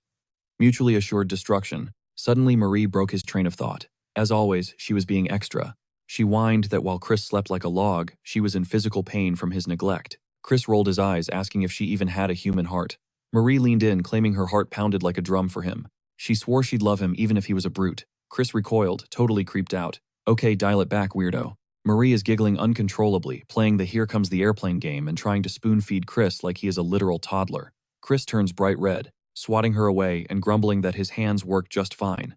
But Marie leans in, teasing him with a mischievous grin, claiming he needs to fuel up. Otherwise, he won't have the stamina to perform at night. Chris does a massive spit take, choking on his food. The guy is completely flustered. That woman has absolutely zero filter. Meanwhile, sitting quietly across the table, Jupian witnesses this entire chaotic mess. Chris tries to change the subject, asking Jupian how long she plans to stick around since she looks pale. But Jupian insists she feels a sense of duty, and isn't leaving until she's sure everything is stable. Suddenly, Marie snaps, slamming her hand down. She screams, asking how Jupian dares to seduce her man right in front of her. But Jupian hits her with the ultimate alpha move, silencing her instantly and ordering her to fetch some juice. Defeated Marie can only pout and stomp off to the kitchen. Focusing back on the tension, our boy asks if Jupian has anything else to confess. Jupian looks him dead in the eye and says she despises him and genuinely wants to eliminate him one day. Our MC, being totally unbothered, just shrugs and says, cool. But then Jupian's face heats up, and she quietly thanks him for the help. Chris decides to be a total troll, pretending he suddenly went deaf and forces her to repeat the compliment. Jupian stammers, insisting she is only stating the facts about his assistance, and he shouldn't read into it. Classic tsundere behavior. She claims this is the last time she'll be nice, dropping the bombshell that the Marquess has officially agreed to recognize Chris as the family's young lord, for now at least. But stepping into that role means painting a target on his back. Chris internalizes this, realizing the game is about to change the moment he accepts the title. Right now, he is just an NPC to the world, but once he ascends, every shark in the ocean will be circling. He stresses about heavy hitters like Koa, Julian the First Princess with her shadow agendas, Mazak, the explosive third daughter Sarid, the heir of the Berserker clan, and countless others gunning for his head. He briefly wonders if Jupian herself will eventually turn into a boss fight. Jupian breaks his train of thought, smirking and asking if he is staring because she's too pretty. That catches Chris off guard. He starts stuttering, denying it immediately, which makes the atmosphere weird, so he tries to bail. Jupian exits first, leaving Chris mentally drained. He mutters about needing to recharge and goes back to shoveling food into his mouth. But just then, another shadow looms over his dining table. Chris feels his blood pressure spike. Can't a guy eat a meal in peace without getting ambushed? He looks up to see who the new headache is, and it is Marissa. She is trying way too hard to look casual, awkwardly asking if he is recovering well. Chris, still sporting a bandage on his cheek, nods and says he is alive and kicking. Internally, Chris is spiraling. Why is she here? Is she holding a grudge because he tied her up during the last mission? Honestly, he is sweating bullets. However, Marissa drops the act and admits she is only here on her father's orders.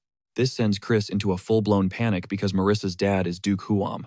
We aren't talking about some minor noble. This guy is the head of the ultimate poison dark magic family, and a literal 8-star demon lord. Chris thinks, why does a monster like that want to chat with me? Before he can run, they are walking down a luxurious, intimidating hallway. Marissa breaks the silence, asking how he knew they were being targeted back then. Chris keeps it vague, claiming he just had intel. Marissa looks down, flashing back to the moment she was bound to a tree while Melon introduced herself. As the vice commander of the Dark Mages Knights, Melon had explained that Chris ordered the stealth mission because a sniper was hunting the team. Chris had arranged for Melon to protect Marissa, the high-value target of a powerful house. Back in the present, Marissa's mind is racing. She confronts him, asking, if you knew all that, why did you have to tie me up like that? Why not just warn me? Chris finally drops the act and confesses he was genuinely terrified for her safety. If her own family was the true villain, she would have been in the crosshairs as the direct successor. He had to take extreme measures. Hearing this, Marissa is stunned. Her face flushes pink, and she whispers a thank you for saving everyone. Chris brushes it off, saying it was natural because she is important to him. Boom. Direct hit. Marissa is internally screaming. She thought they were done, but now he is dropping smooth lines. Is the romance arc back on? But Chris, being the densest protagonist alive, kills the mood instantly. He clarifies that they should have a strictly political alliance. Marissa looks like she just took physical damage. Chris is basically telling her, trust me, bro. He implies she doesn't need to visit just because of their past engagement. He is trying so hard to convince her that they are better off as professional strangers. This guy has the romantic IQ of a rock. Marissa facepalms for a split second, then forces a terrifying smile and agrees to the terms. She says it is for the greater good of their houses. Chris can't tell if he just dodged a bullet or stepped on a landmine, but there is no turning back. They reach the massive double doors. Marissa announces their arrival. Inside sits Duke Huang, grinning like a final boss, but giving off wholesome dad energy. He even insists Marissa call him dad instead of patriarch. Marissa scolds him, telling him to maintain some dignity in front of their guest. But the Duke just laughs it off and invites everyone to take a seat for dinner. Watching the scene unfold from the sidelines, Chris couldn't believe his eyes. The vibes between these two were immaculate, way smoother than he ever predicted. Who knew the nightmare-inducing Duke Huan had a secret wholesome dad mode? Once Marissa exited the stage, Chris wasted no time dropping into a respectful 90-degree bow. The Duke played it chill for a split second before the temperature in the room dropped below freezing. His eyes narrowed, reminding Chris that the past drama with Marissa wasn't water under the bridge just yet. He tossed out a terrifying little joke, casually mentioning he'd slice Chris in two like a bird if he ever shapeshifted again. You know, just for old time's sake. But then the tension snapped. He admitted Chris saved Marissa, so he was willing to let the beef slide. However, the Duke didn't do favors for free. He leaned in, eyes sharp, drilling Chris about his shady links to the legendary Divine Physician family. Chris didn't flinch. He spun a tale about snagging the antidote at an auction, claiming it was authentic goods from the Divine Physicians themselves.